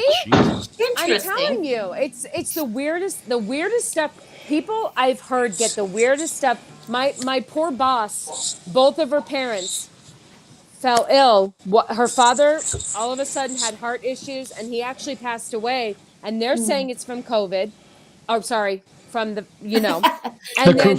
and then my her mother, 30 days post booster, is fighting for her life.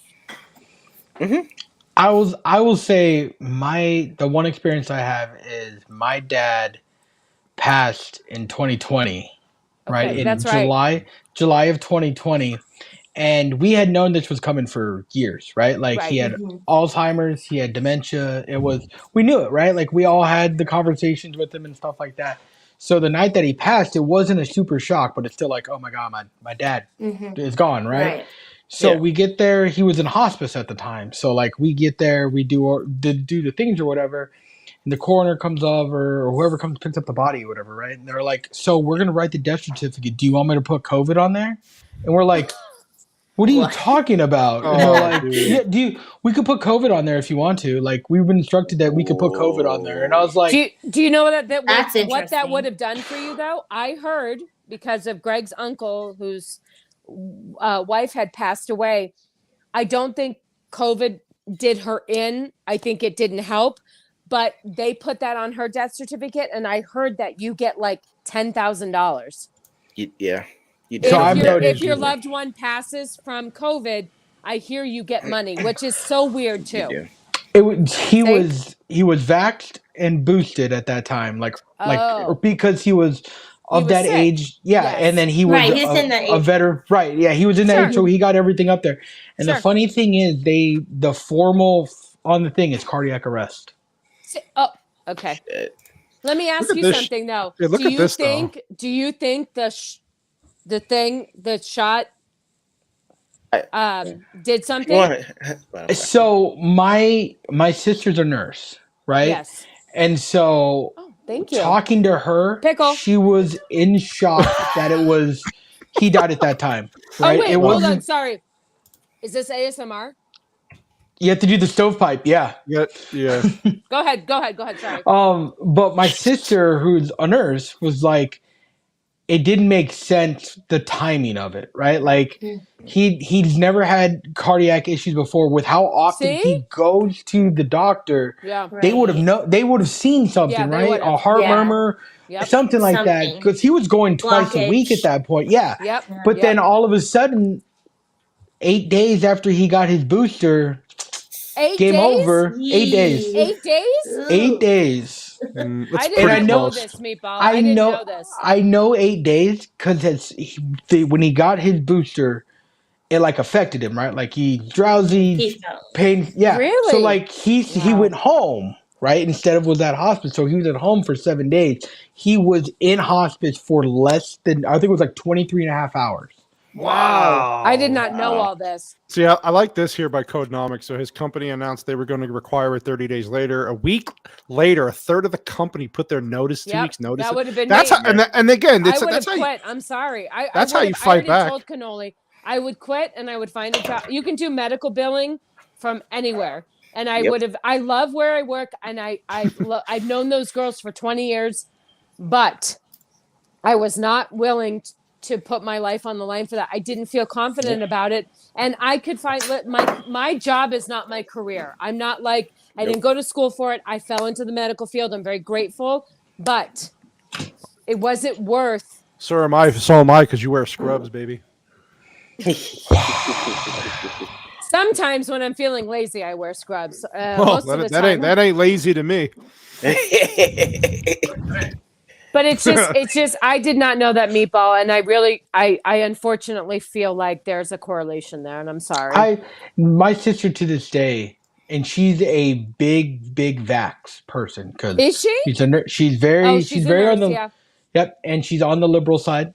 Okay. But like she to this day says that wasn't him that caused him to die. That was complications from something. So the treatment. Yeah. Wow. She's fully into that. When you get a liberal to admit that, that's something. Yeah, that's what we're here. Are you the only person that's not liberal in your group? What do you mean? People. My group? In like your family and your group like home for midgets. I was like, I'm like, I don't live in a group home. Like, yes, you do. Wait, you don't live in Willy Wonka's factory? No. No. He's not orange. Ego couldn't take it. Ego couldn't take that. that $12 wine spit. Wait a minute. You know what though? He's wearing blue, and he does look like when the girl turns into a blueberry. I'm just saying. Wow. I got ego on that one. That's a good one. That's a short right there, baby. Wow. Can I just say? Oh wait, hold on. What was that? 1 minute and 50. I'm not taking any notes because we're all over the place. Jesus God. I'm sorry. Hold on. That one definitely gets clipped out. Okay, hold on. Man. God. Ego. He said Willy Wonka. Check. Poor Ego is just like spitting out his wine. He's like, oh.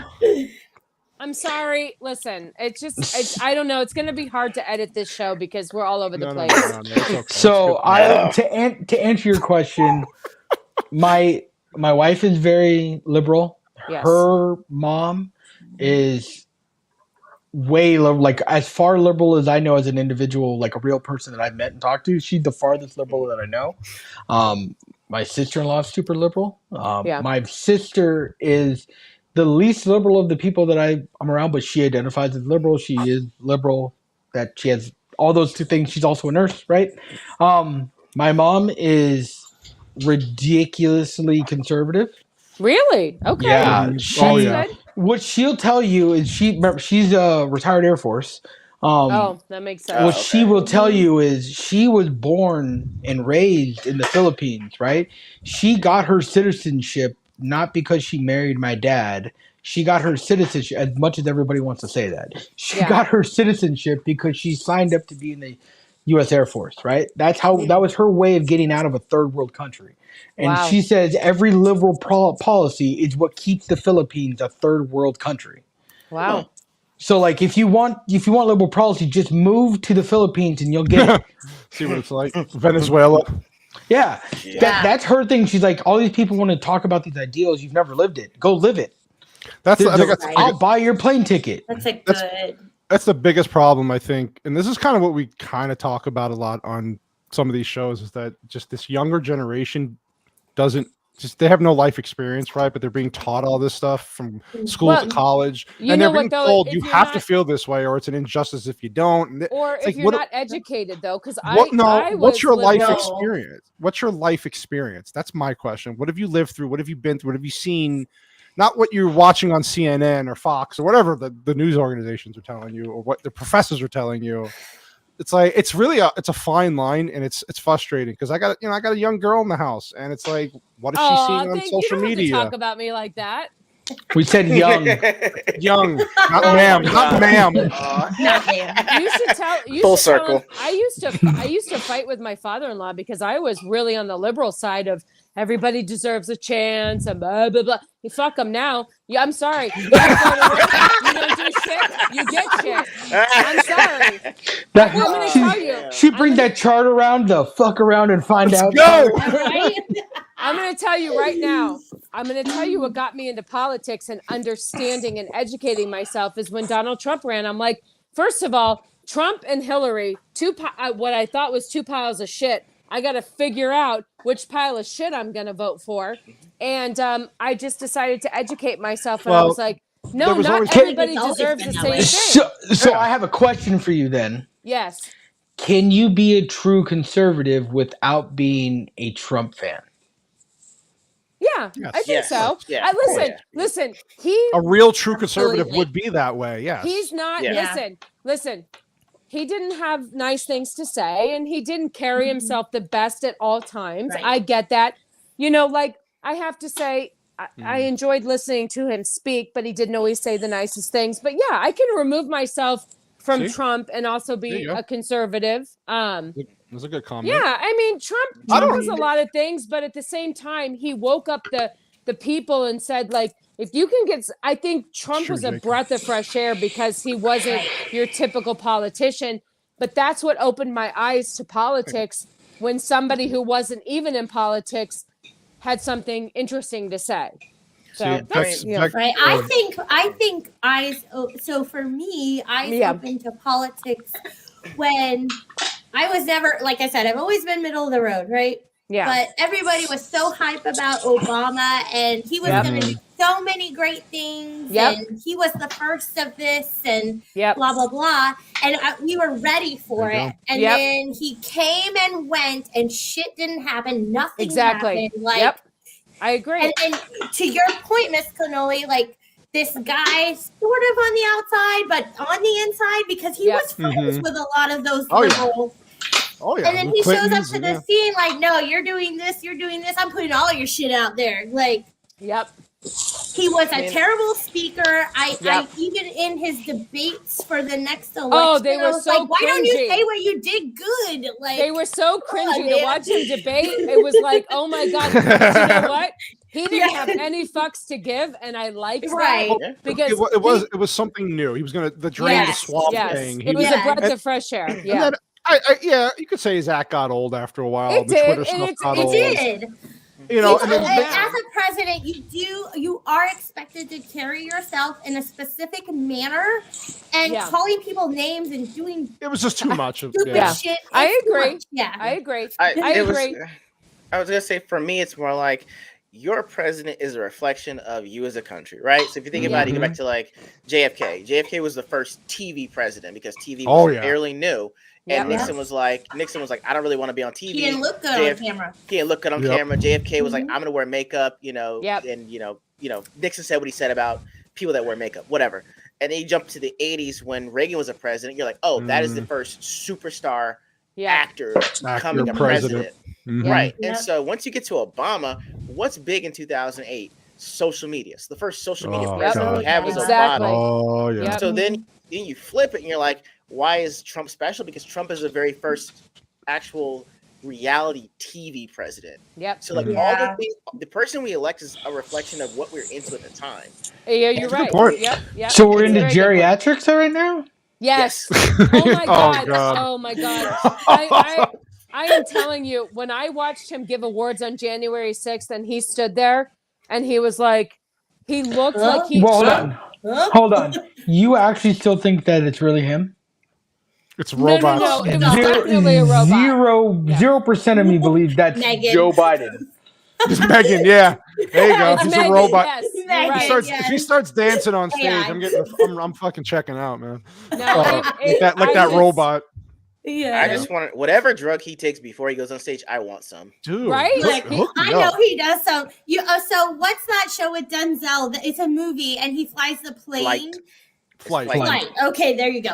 Hey, I've seen that movie. Where he's like in courtroom, like that's what Biden does.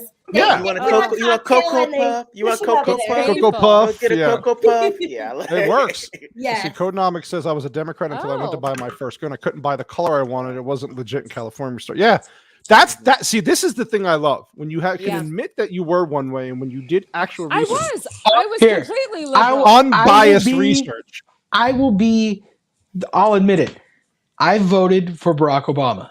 100% I So did did I. because what? He was a social media god. Everybody loved him, right? He spoke really well. Well, I Rom- believed what he Romney said. wasn't the answer. Destroyed Romney in Yeah. every Oh, conversation Romney was ever had. terrible. It was bad. Like I looking back on it now, it's propaganda, right? But in Yeah. the moment, you're like, God, this guy's so Yes. eloquent. Yes. He is Yes. so good. This Yep. is the guy that I want to stand up I and talk agree. to whoever's I across the agree. table from him, Yep. right? And then you watch it decay, and like you spend 8 years looking at him and go like, bro, I threw my vote down the drain because nothing positive happened out of it. Mhm. And then when the Hillary versus Trump thing happened, I was all like, look, I just don't want a carbon copy of Barack, and that's what Clinton was, right? Yeah. So I was like, I'll vote for anything other than, right? So You know then I what voted did it in Trump. for me though? What did it in for me is when he killed Osama bin Laden and dumped him into the ocean, and we never saw a body. We didn't get to see. There's a lot of. That's another. I'm not. That's not too Okay, weird. don't go Yeah. down that road. You saw- Sorry. you saw-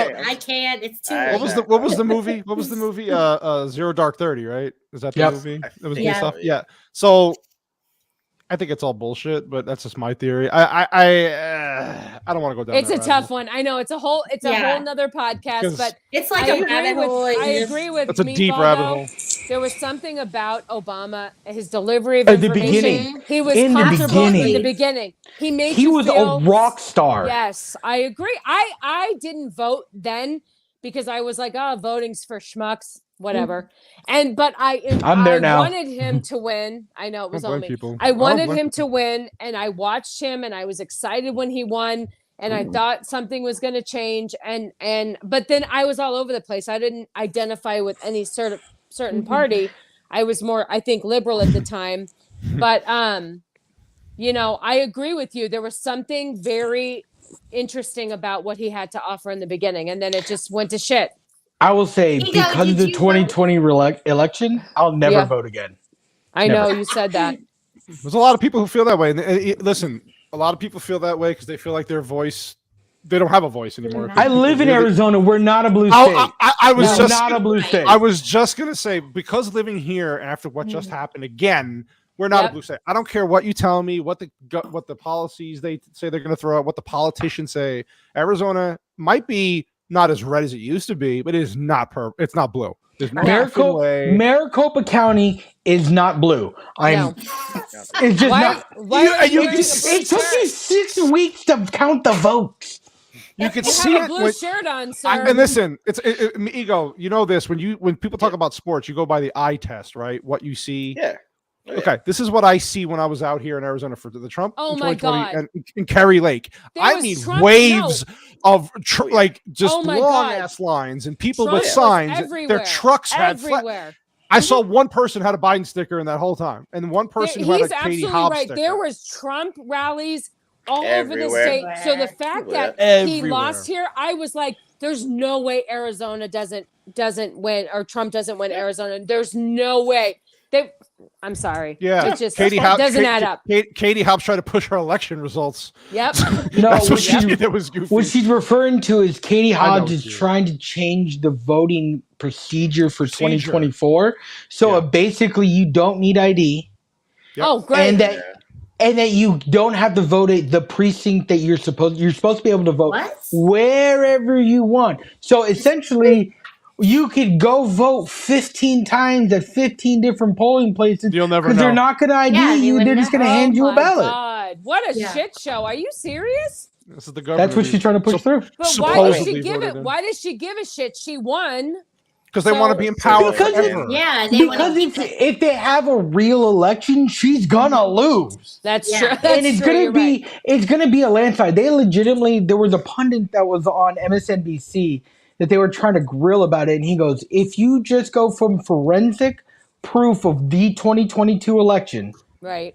Katie Hobbs loses 65-35. It was Yeah. a landslide. It's like it's not even close. She Yeah. barely wins in the technical, right? Right. But if they have the vote again for the governor and they run Lake against her again and it goes 70-30, how do you explain it? That's what his defense was like. Yeah. How are you going to explain a 70-30 swing? You can't. And then they cashed out and they're gonna go do that forensic result on the 2022 election and they're gonna find out it's robbed. Wait. Do we? Are we going to talk about the fact that the week before the election, the graphic that popped up on our local Fox channel had Katie Hobbs as the victor Did by it the really? exact margin? margin that she was that she. I swear to God, go look Oh it up my on God. YouTube. Go look it up on YouTube. Wow. It was like a week before the election, and that happened, and people were calling it out then, and it's just they don't even try to hide it really anymore. I remember at one point they tried to call the election at like 10:30 in the morning. Yeah. They're like, "Oh, the Katie day of Hobbs the- has got the day of," and I'm like, "Bro, what are you talking about? Like, half the people that are going to vote are still at work and haven't left work to go vote yet." And think about this: why wouldn't she campaign? She never campaigned once. She didn't. She debate. refused to debate. Why one would you have to? Style. Why do you have to? It's You don't have not to. paid for. You're gonna fix it. Yeah, sorry. I was Sorry, gonna say Igor, not. you were No, I was gonna say not to mention the fact that Shiro almost didn't get to vote in 2020. Oh yeah, that's right. I forgot about that. So what happened was, I don't even know how, but they actually sent us actual the. We were in ballots. Philly. Yeah, It's a we were in white Philly. thing,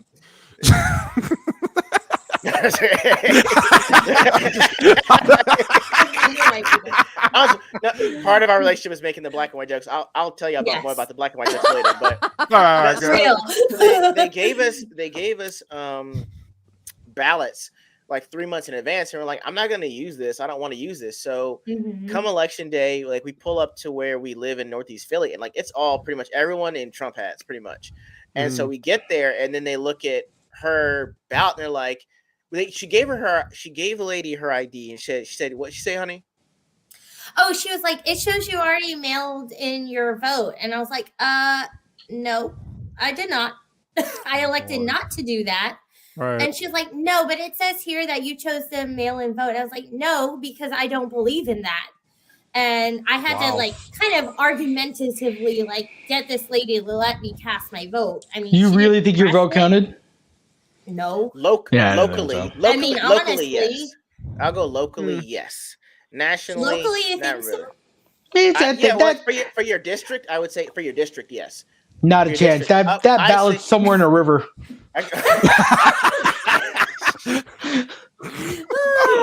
I like to think district-wise up to the level about governor. I can say hey, the I whole can trust spreadsheet that. on these people locally. So How do you guys feel being former residents of Pennsylvania that you guys elected a senator? That they elected a senator. Okay, so the only reason they did that is because Oz does not live in Philly. Oz lives in I agree. Northern, He was a terrible northern candidate. Jersey He was a and bad candidate. and commutes to New York. So when you tell Philly people that I'm running for you and I don't represent you, they will immediately say, "Fuck you, dude." And Philly's Philly. They're not going to choose an outsider. He was telling people to vote before the football game with the Steelers, and they had a bye week that week. Idiot didn't even know his own supposed home team was off. I don't like Oz. I think Oz is a piece of shit. Personally, I think he's a phony. He's a rhino. I used to work at a vitamin shop, and when I started working there was that bullshit he was saying about Garcinia Cambogia. Oh yeah, and, everyone was coming and asking for it, and I'm like, that's not what it really does. No, but Dr. Oz, I was like, I know, but he's a cardiologist. He's not a nutritionist. Right. And then he had to go ahead. Huh? Do you remember, Cannoli, when your parents were first retired, your mom specifically? She watched Dr. Oz every day. Oh, God. And she got to the point. Dr. Oz says, I don't give a shit about Dr. Oz. No. She got to the point hate that guy. where she was trying to take everything he said she should take. And finally don't she eat was this like, every I week. can't keep up anymore. She stopped Don't watching eat this. Don't eat that. Don't drink coffee. Don't eat eggs. Okay, go ahead. I said, Dad. I said, Mom. She fell into that trap too of Dr. Oz. Here's what I said. Stop listening. He is an asshole. He's a money grabber. That's all. Oh, don't fast. But yeah, no, go ahead and fast. But take these supplements, but don't take it with this. What the fuck are you talking about? Shut up. She was buying everything that he said that she should buy and she should take. So she was one of those people, Ego, where she was falling into the trap of buying stuff and taking stuff. Yeah. Yep. Like, I know he had to go before Congress because they're asking, like, yo, you know that all the things you base your show off of are based on, like, Eastern medicine. Like, none of the results you got from are from research papers in America. Wow. No. He's like, yeah, I believe in Eastern medicine. You're like, motherfucker. I was like, well, let's rub some dirt on that broken leg, buddy. It'll fix itself. Okay. Pour some water on it. It's fine. Pour some water and say your prayer. Hey, that's what Father O'Brien used to tell me, and it used to work. Oh, Father O'Brien, here we go. Oh, no. Have you gone to therapy yet for that situation? I told my story about my therapy. Oh, that's right. You did, but that was not therapy. That was Holy Communion. Yeah, he said stick your tongue out and don't mind if it's a little bit liquidy. Okay, we're gonna. That's where the YouTube stream's gonna get kicked off now. On politics and COVID. We made it 2 hours 11 minutes. So as far as I could. And I took shit for notes. And this is the problem. This is the problem that Ego and Abomination and us guys talk about it too. Is that how there are conservatives though who look down on pop culture stuff. Like Matt Walsh is the perfect example, right? This guy talking about how people who own like adults who get like toy like collections of toys and stuff like they're babies. You got to grow up and this and that. It's like, well, but you're not understanding the bigger picture here. Is that those people who support that culture are trying to keep it. They're trying to preserve it basically because these companies they're ruining everything. So to look down on that, even Ben Shapiro's gotten a little better because he'll start talking about movies and stuff now. But Matt Walsh and all these other guys like Michael Walsh Knowles, is okay. Yeah, all of a sudden you like Michael Knowles is. Am I wrong? It's part of the problem to me.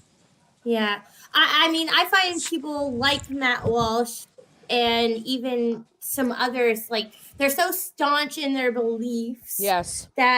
And I will put Candace Owens out there as one of those people. Sure. Her and Matt Walsh. What do you mean those people? Like, Candace, come on.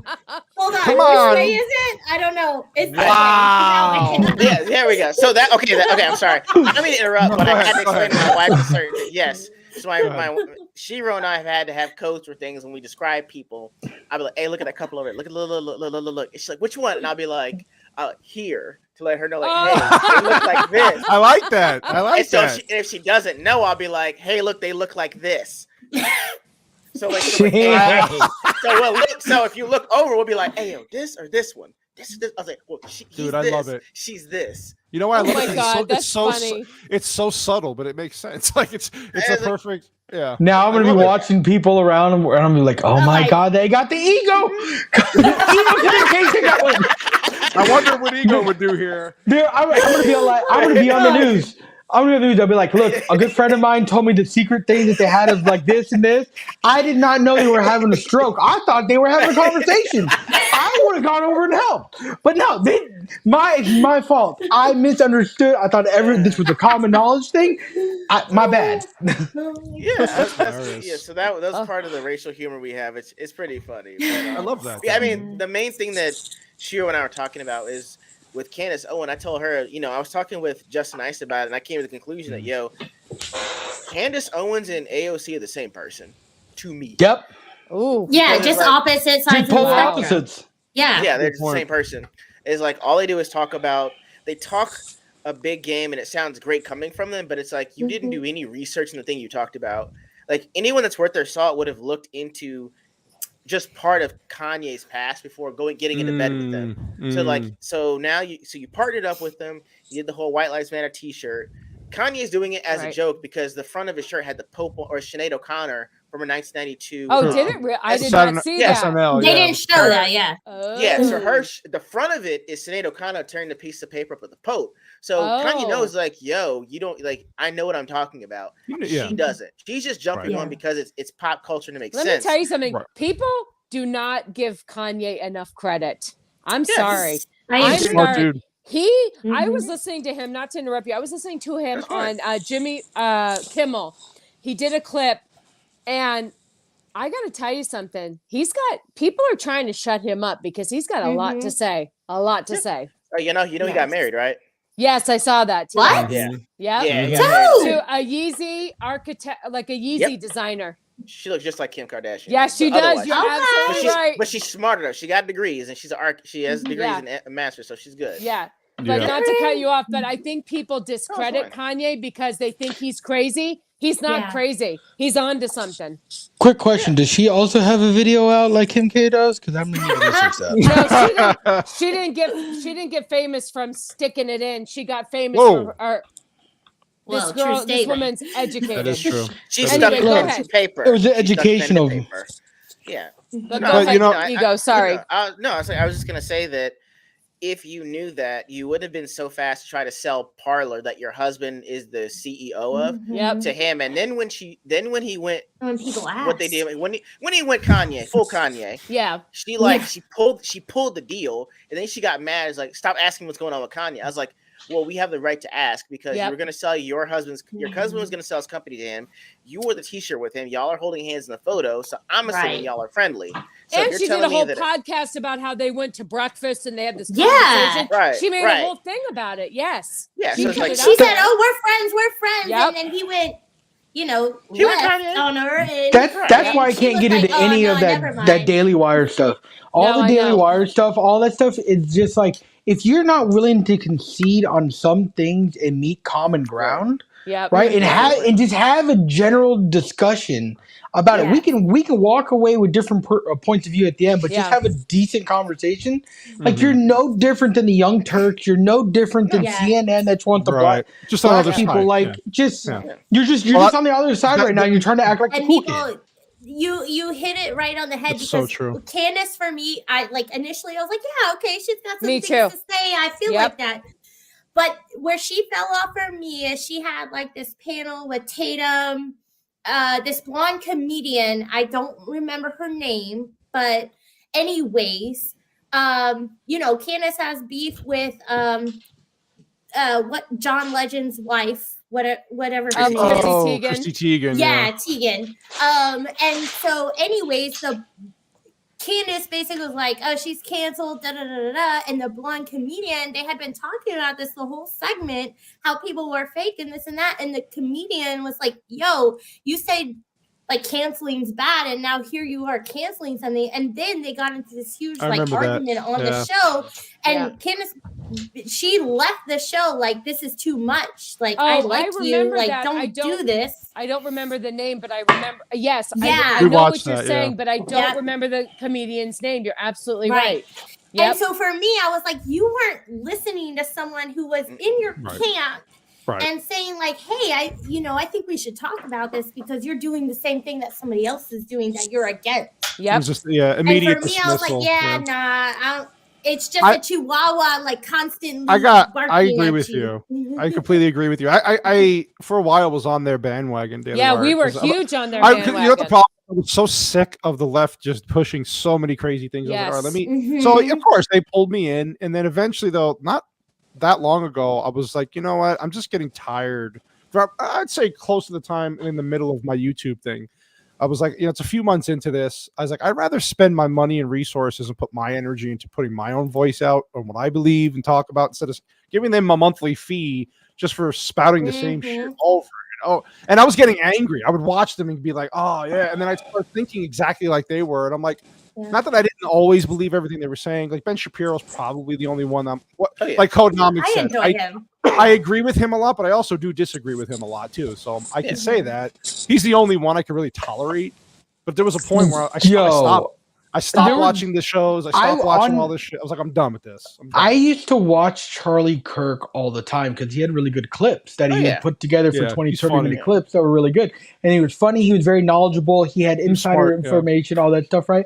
And then election night happened, and he was like online. I remember I was flipping back and forth between him and Crowder. and Crowder was just like reporting what was happening, right? And I respect like Crowder. him. While he's good. far right as well, at least he's very based about it, right? And I remember going back to Charlie Kirk's stream, and Charlie Kirk would be all like, "Oh yeah, we're gonna win this. We're gonna come back right here. We just need this percentage, this percentage," and he's like laying out what needs to happen. And every time a ballot thing would drop, he'd be way off. He goes, "Well, according to this information, this is gonna happen." Be way off. And then he's like, "We're gonna come back and win Arizona and Georgia because we're gonna do this and that. We're gonna file this lawsuit and whatever." And I'm just like, at the end of it, I was like, "Bro, you're so full of shit. You can't even stand up straight." Like, and then at the end, it was just bad. It was just really bad after the 2020 election, right? Where these people just fell off the deep end of going so far anti-Biden that they lost what they were good at. Like Shiro said at one point, like when Trump did his debate, or like, talk about what you do good. Yeah. I used to tell people all the time, be like, tell me why you support this candidate without saying the other candidate's name. Right. That's all I asked for. That's it. Yeah. Yeah. I wanted to say real quick, she wrote, it's her name is Nicole Arbor. Oh, thank you. I wanted to Google it. Again, terrible with names. Yeah, no, okay. I couldn't remember either. Does she have a video? Absolutely. No. Yes. See, I agree with this with Codenomics. Like Crowder's show is just funny. He's got comedians on. I agree. He makes it light. He is funny. I like the guy, the co-host kind of. Dave Landau. Dave Landau. He's hilarious. I try to base myself off of Dave Landau. You do a good job, sir. I think he's taller than you, though. Do you know Dave Landau and I are the same height? Are you really? What? I would believe that. I think, I thought he was short. I've met Dave Landau in person. He was at the Laugh Factory here. Oh, sure. And I went and saw him do his show, and like they did the meet and greet, right? So you come by and whatever. And I don't have a picture with him, but like I stood next to him when he signed the program for, and I was like, "Well, we're the same fucking height. God damn it, yes." He's hysterical, and I do like that he adds the comedic. I like how Steven Crowder makes the show funny, even though it's serious, and he's going to keep wearing his gun holster thing until the Democrats are out.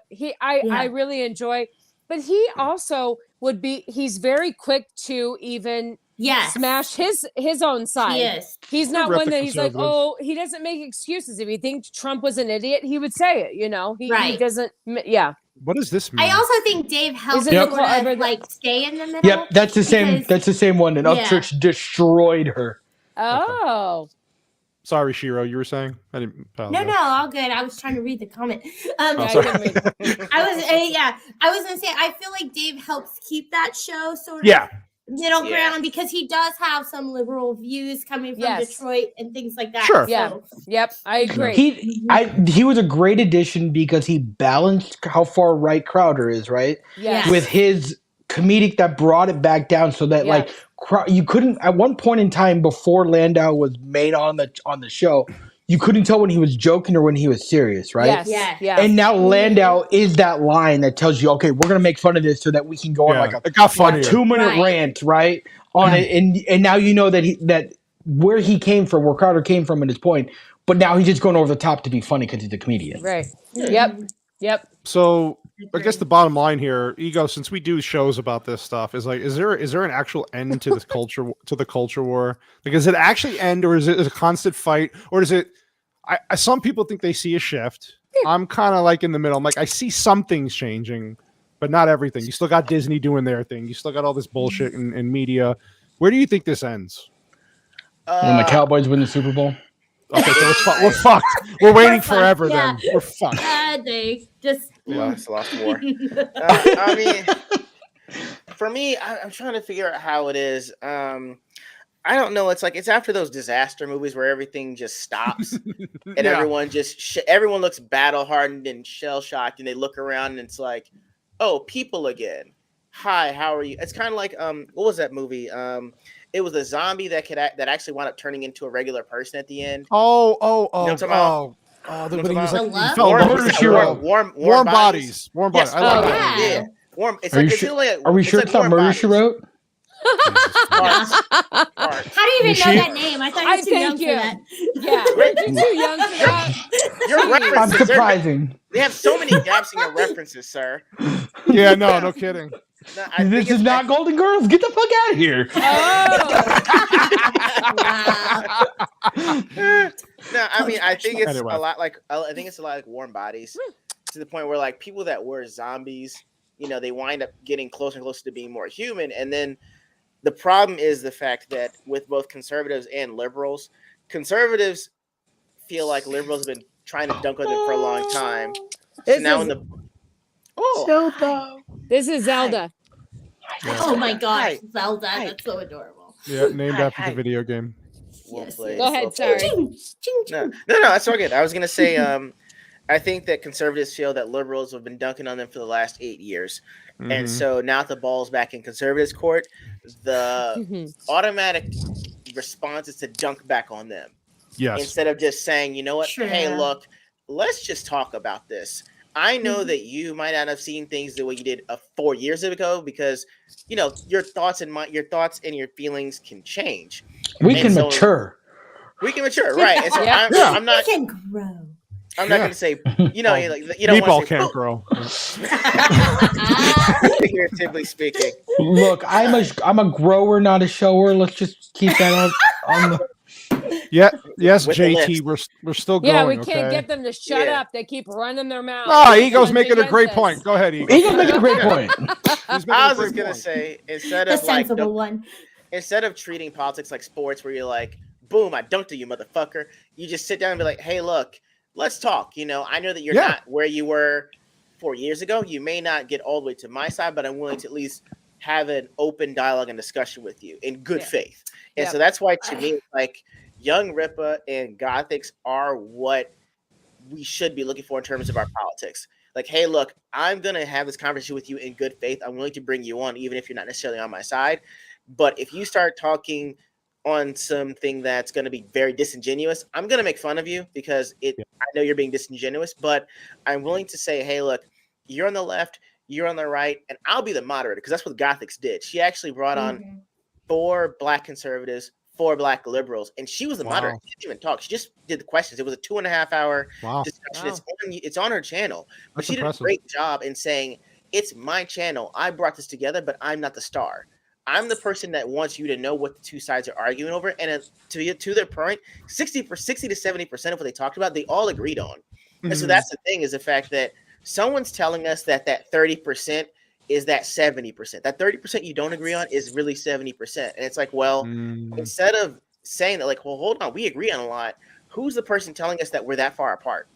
And I think once you actually get together and think about that, we're a lot alike than we are different. A lot more. You're right. Yeah. And the politicians want us split. That's the whole point. Yeah. They want us I have a theory about that. I mean, there's that saying, with great power comes great responsibility, and there are a few Uncle Ben's rice. that hold.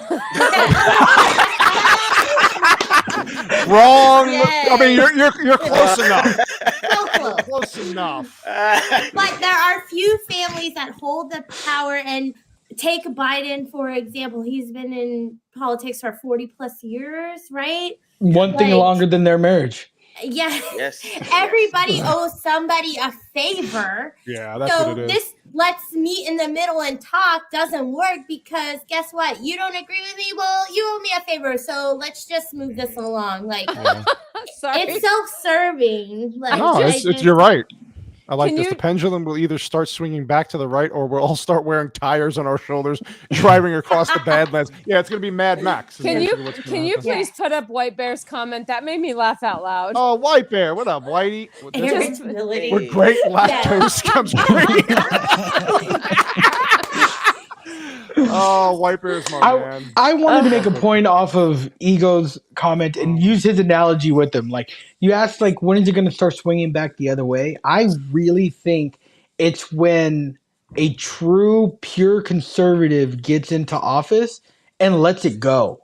And it's not a punching back on it. Yeah. And the way that I would do it, going to the basketball analogy, Russell Westbrook, Dame Dollar. Like, when Russell Westbrook used to talk all that crap and punch it on him at the basket, right? Yeah. And bark at him all the way down the court. But then here comes Dame Lillard pulling up from the logo and kills the shot and doesn't say a word. Right, Just walks off the court. Yep. You do you. I'm going over here to the next round. Right, Yep. like that's what needs to happen. DeSantis would be my guy. Right, like DeSantis wins the Agreed. presidency and just moves on, and just like, all right, this is how we're gonna fix America. I hope I so. don't care about all the noise in the background. You bring up a great point because they talked about this on a podcast I listened to the other day, and they said, how would DeSantis land any low blows towards Trump if they were in a debate together? Because I think it's. I think so. I don't think he has to. I think that's the wrong tact. If Trump would go low on DeSantis, which is going to happen, just be the guy that's like, look, you can say whatever you want to say. I'm going to stand on what I have done politically and let the votes fall where they may. And then when they vote him in, right, he can do the exact same thing in the national. I think DeSantis, no matter what low blows come to him, I think he will respond with sort of a low blow, but back it up with like, I did this, this, and this. Right. That is the one thing DeSantis has. Yeah. Compared to Trump, he can talk about the good things he has done and he has them ready. He doesn't like falter in that sense. And he could give you a low blow, but he's going to back it up with what he's done. Exactly. Yeah. I feel like he's a much better polished version of the best of Trump. Right? Yeah. Like where Trump would get that quick retort right back, but DeSantis does it in a very classy way that makes you think pause for a second and be like, oh, I don't know if I want to come back at him. I like Joker Voice's comment here, where he's like, we shouldn't want an overcorrection. A pendulum overcorrects. I don't want Daily Wire controlling culture more than just as much as AOC. It's true. Agree. Yes. Fact. Here's the thing we've always been talking about since Ripa started talking about his comic and all that. We just want content. We don't want woke content. I don't want super conservative content. I just want what it used to be, which is just a movie. Make it a comic. Like, I mean, that's why his comic book, and people gave him so much shit for it. I mean, the stuff that poor dude had to go through. Oh yeah. And it's like, I mean, he was getting tortured. He's still getting tortured by people on Twitter. And it's like, well, I don't understand. He puts out a product, worked his ass off, saved his money, put out this amazing jealousy. It's jealousy. Well, that's what it is. Part of it is because these people don't have any intelligence. My pinky has more intelligence and more creativity than some of these people. And it's like, I mean, his comic is excellent. Yeah, it needs to improve, but it's good. Like it's his first comic. So I don't understand. It's just crazy to me. And then it's like, I don't know. I do have a question for you real quick before you explain. So you've read Ripa and you read another Black comic that we discovered in San Antonio, right? So juicy. Ripa is... so I don't know Ripa because I didn't read it and you didn't really explain it to me. But this other comic was very socially based, and how he felt. That's what he based his comics on, and it was very kind of SJW type. It was. So, Ego, could you like talk to sort of like why Ripa would be successful versus this SJW? So. Well, okay, so this is the thing. Like, I don't even know. So I actually recorded an interview with him like two months ago. So I don't even know if I'm actually going to put it up just because of how rough it was kind of being objective about it. Because me and Abomination actually met him at the Great Comic Book Comic Con in October in San Antonio. Okay. And so, you know, it's like, hey, another fellow creative happens to be Black and he's actually got like a whole setup. He's got these books. Sure. So I read one that he had that was based on, everything was based in Houston, that's where he's from. So I'm like, all right, cool. So I bought two of his books. One was about a guy that wanted to be a kung fu artist. And the other one was a horror one. So I'm like, all right, cool. Two different interesting genres. I'll read them. And so part of the issue I had was is like, I'm not going to say I know martial arts, but I've been taught martial arts by someone that's been practicing it for over 25 years. So he knows what he's talking about. So Justin Ice. So by the second-hand knowledge, I know what does and does not make sense to me. So this guy is a police officer, and based off of like the fact that one of their fellow officers goes off and like, you know, shoots a few people in the department, he winds up saying like, yo, I told you this guy was nuts. You know, I quit, puts down his badge. He's like, I'm going to open a dojo. And so he decides to open a dojo, but he's only got one student. but a student paid for a year of classes up front. I'm like, you're telling me in Houston you can survive having a dojo with only one client? Right. And so I was like, I mean, I'm trying to give it the benefit of the doubt. So I was like, maybe the horror book will be better. The horror book was called Becky. And I'm like, oh God, I can see where that's going. Right. I can see it. Right. And so I'm reading the book and I was like, it in a way in a kind of scary way, it made sense. I was like, I'm thinking he's going the Norman Bates route. But they're like, no, he actually, because every time he dates a woman and gets close to her, Becky comes out. Like he literally turns into a white woman named Becky and terrorizes, whoever he's dating. What? No. Yeah, that is horrible. No. Right. So the problem is the fact that like I'm reading this and it's like the writing didn't make sense to me, and even when she actually would tell her girlfriends about it, you're like, so wait, you telling me this? So he turns to a white bitch. I can't. Oh do that. wow. And so I'm trying to read it, and then on top of that, like there's a Kevin Samuels dig in there. Okay, really? Yeah. So basically, they're like, you should talk to like Tevin Jamuels or whatever. It's like when you turn the page, it's literally him, and he's talking about how like she should be better, and he's better than her or whatever. But then again, he winds up having sex with Becky. It was really, really weird. And so the thing is like when I had him on the stream, or not even the stream, like I was recording it, I'm trying to talk to him about it because I'm trying to go in good faith as best I can. Yeah, like, hey, look, sure. Give another brother a chance. Hey, let's talk about it. And so I'm asking him about it, and then in the middle of the stream, he's talking about basically, I'm like, I didn't want to ask like, why the fuck would you name her Becky, bro? It's a little too on the nose. But he's saying, I want to say, like white people are kind of like, he didn't say repugnant, but he didn't say trash either. Somewhere in between that. He's like, white people are kind of like, I don't remember what word that he used, but he just said they're like fiendish or repugnant. Was it daddy? Might have been. Maybe he's whispered it. It might have been, but it's just like the fact like white people are like Papi Chulo. It was really weird. He was like, he's talking. He's like, I don't know. White people are just kind of like vehemently evil, and I'm like, and I had to say it, like even though it wasn't live, it was on the recording. I just had to say, well, I mean, I have to push back on it because I'm saying, are you talking about? And I would like, Shira listens to a lot of Tom McDonald, right? Tom McDonald is his name, the rapper. She listens to a lot of Tom McDonald. So there's a one song where he's like, I don't know if he's a rapper. Social commentator, talker to music. There it is. I like that. There we go. I like that. Yeah. So I like Tom McDonald. Yeah. So he is. There's one scene. He's like, "You're calling me white." He's like, "Do you mean Irish, Polish, Italian, Jewish? What are you talking about?" So I had to see up to him. I was like, "I mean, you're saying that they're evil. What do you mean? Like, are you like?" How do you mean they're evil? Like, what kind of white people are you talking about? I'm talking Irish, Italian, European, because you can't just say white. And I would say that you're saying that you're trying to base them off of being the black characters. But I said, your archetypes that you get are all Greek and Athenian. Like, that's the whole trope. Like, right. Right. So like, I had to tell them this. I'm not gonna lie, this is going way over my head, and this is not a short joke. Meatball, same. Every day, this is what I deal with. Okay, I was saying. This guy has a PhD. You would have never got it past me. You would have never guessed. Okay. This is the thing. This is the thing. All right.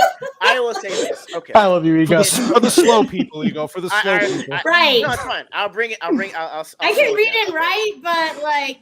I can't read and write that well. I got what he's saying. All right. So like, if you're thinking of the Justice League, right? Mm-hmm. So if you think about the heroes that you have, they're all based on like Greek and Athens, like the demigods, right? Mythology, right? So Superman is Hercules. I'm not necessarily human, but I'm not a god either. I'm right in between. Batman is like what's his name? Odysseus. Like I can tangle with the gods. I can go toe to toe. I'm just a normal person, but I'm just as smart as the gods, and the gods respect me. You've got what's her name? Wonder Woman is Athena, right? Athena. Like, hey, like I can war, but I'm very smart. You've got Aquaman, who's Poseidon. Trident and all, right? Is Flash Achilles? No, he's Hermes. Damn it! That's what the I was so close. I was gonna be so smart and just shut up the rest of the time. No, and be it's like, fine. You were close. No, like guess. that's why J.R. Garrick's helmet is like that, because that's what Hermes wears. It's the same helmet that he lightning, wears. Yeah, with the helmet with the actual thing on the side. He's exposing me so bad. I would have made one comment that would have landed, and I've been like, "Oh, just fade into the black and the smart person." It's fine. It's just that's the only problem is the fact that like the people that don't know that and get a hold of these characters want to make it something else. And you're changing the whole lore of them, archetype, lore of the character. So when he said was that, I was like, white people are repugnant. I was like, dude. Like you're trying to, I agree the fact that we need our own superheroes for being black. You don't have to base them on someone white. That's fine. And I said that even when you have black superheroes, we can't make them that they're doing this for all black people. Like black people in certain mediums don't get to be normal. We don't get to just be. We either have to be all the way up here or be the dregs of society. And everyone else knows that like, hey, look, we need to be right here because that's typically where a lot of us are.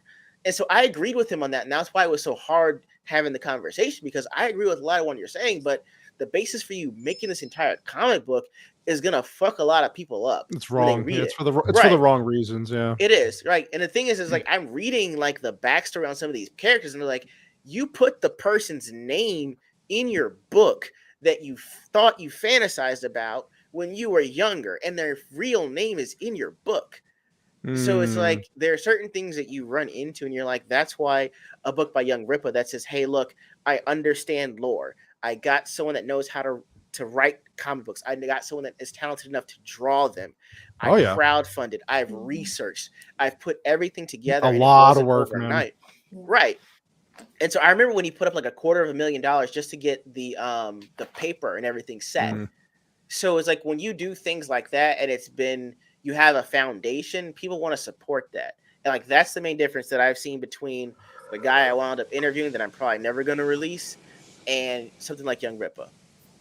Oh God, long-winded answer, but yeah. No, I mean it was very informative. It was it makes sense though. It's like I don't know. That's why you want 3 IQ points. What you need is 3 height points, and that's not happening anytime soon. Look, those are the shoes. Look, can you imagine if I was 6 foot tall with my 40-inch vertical? What kind of damage I could do? I like the. I don't know. I like Ego's ideas here. In fact, I like it so much that. Are you crazy? Am I? Or am I so sane that you just blew your mind? It's impossible. Is it? Or is it so possible that your head is spinning like a top? It can't be. Can it? Or is your entire world just crashing down all around you? All right, that's enough. Yeah!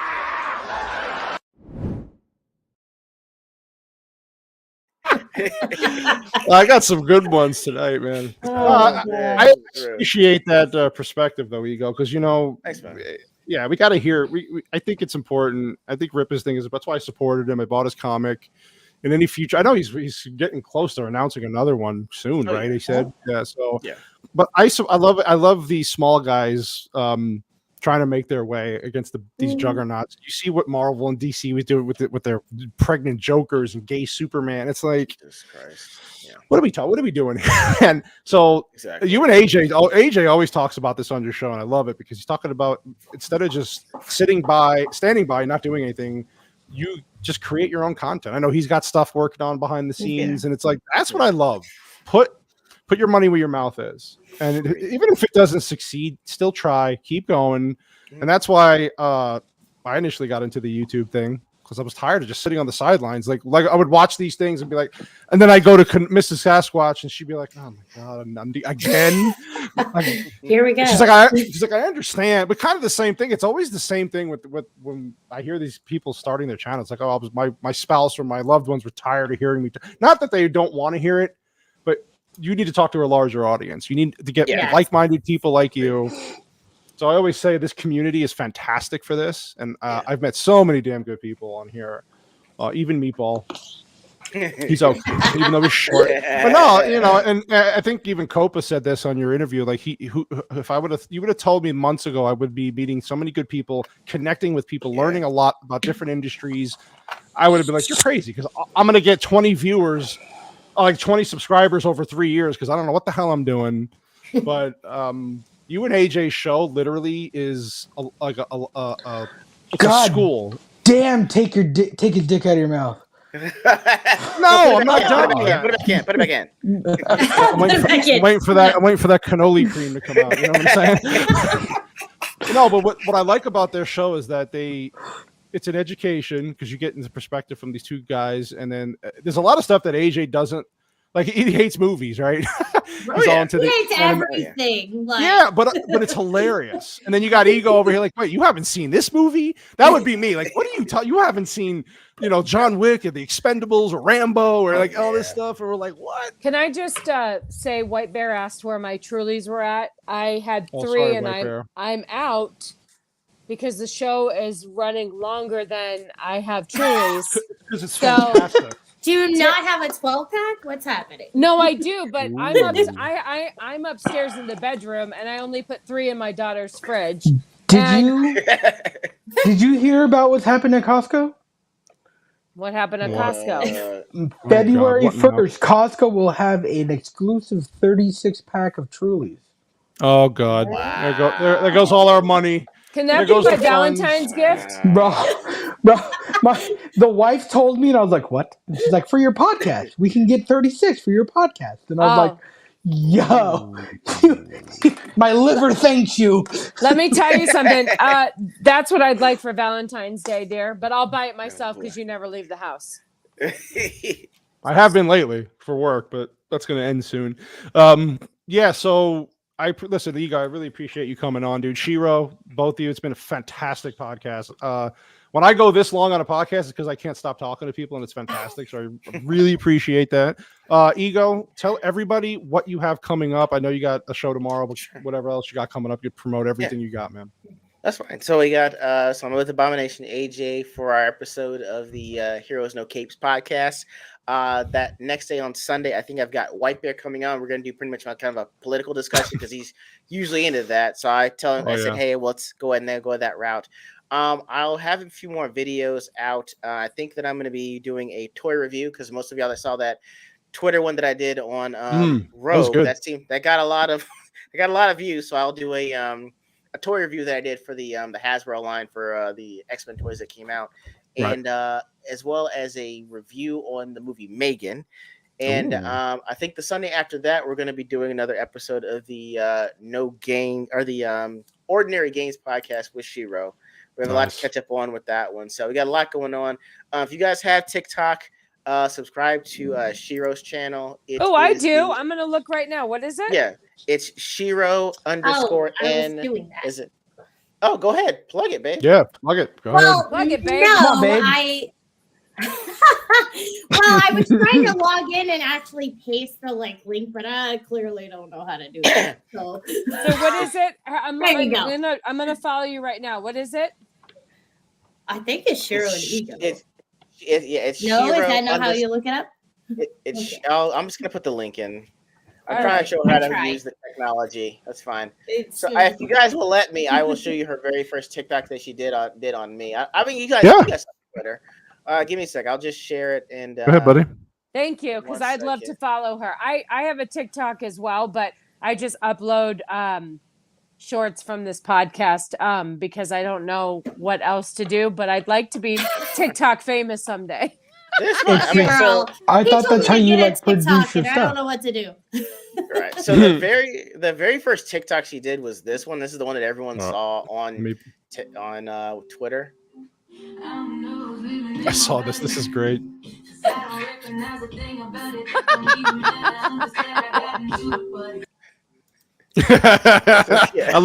love for practice, and he's there sitting reading those silk PJs. Yes. Wow. Yeah. Don't hate the player, hate the game.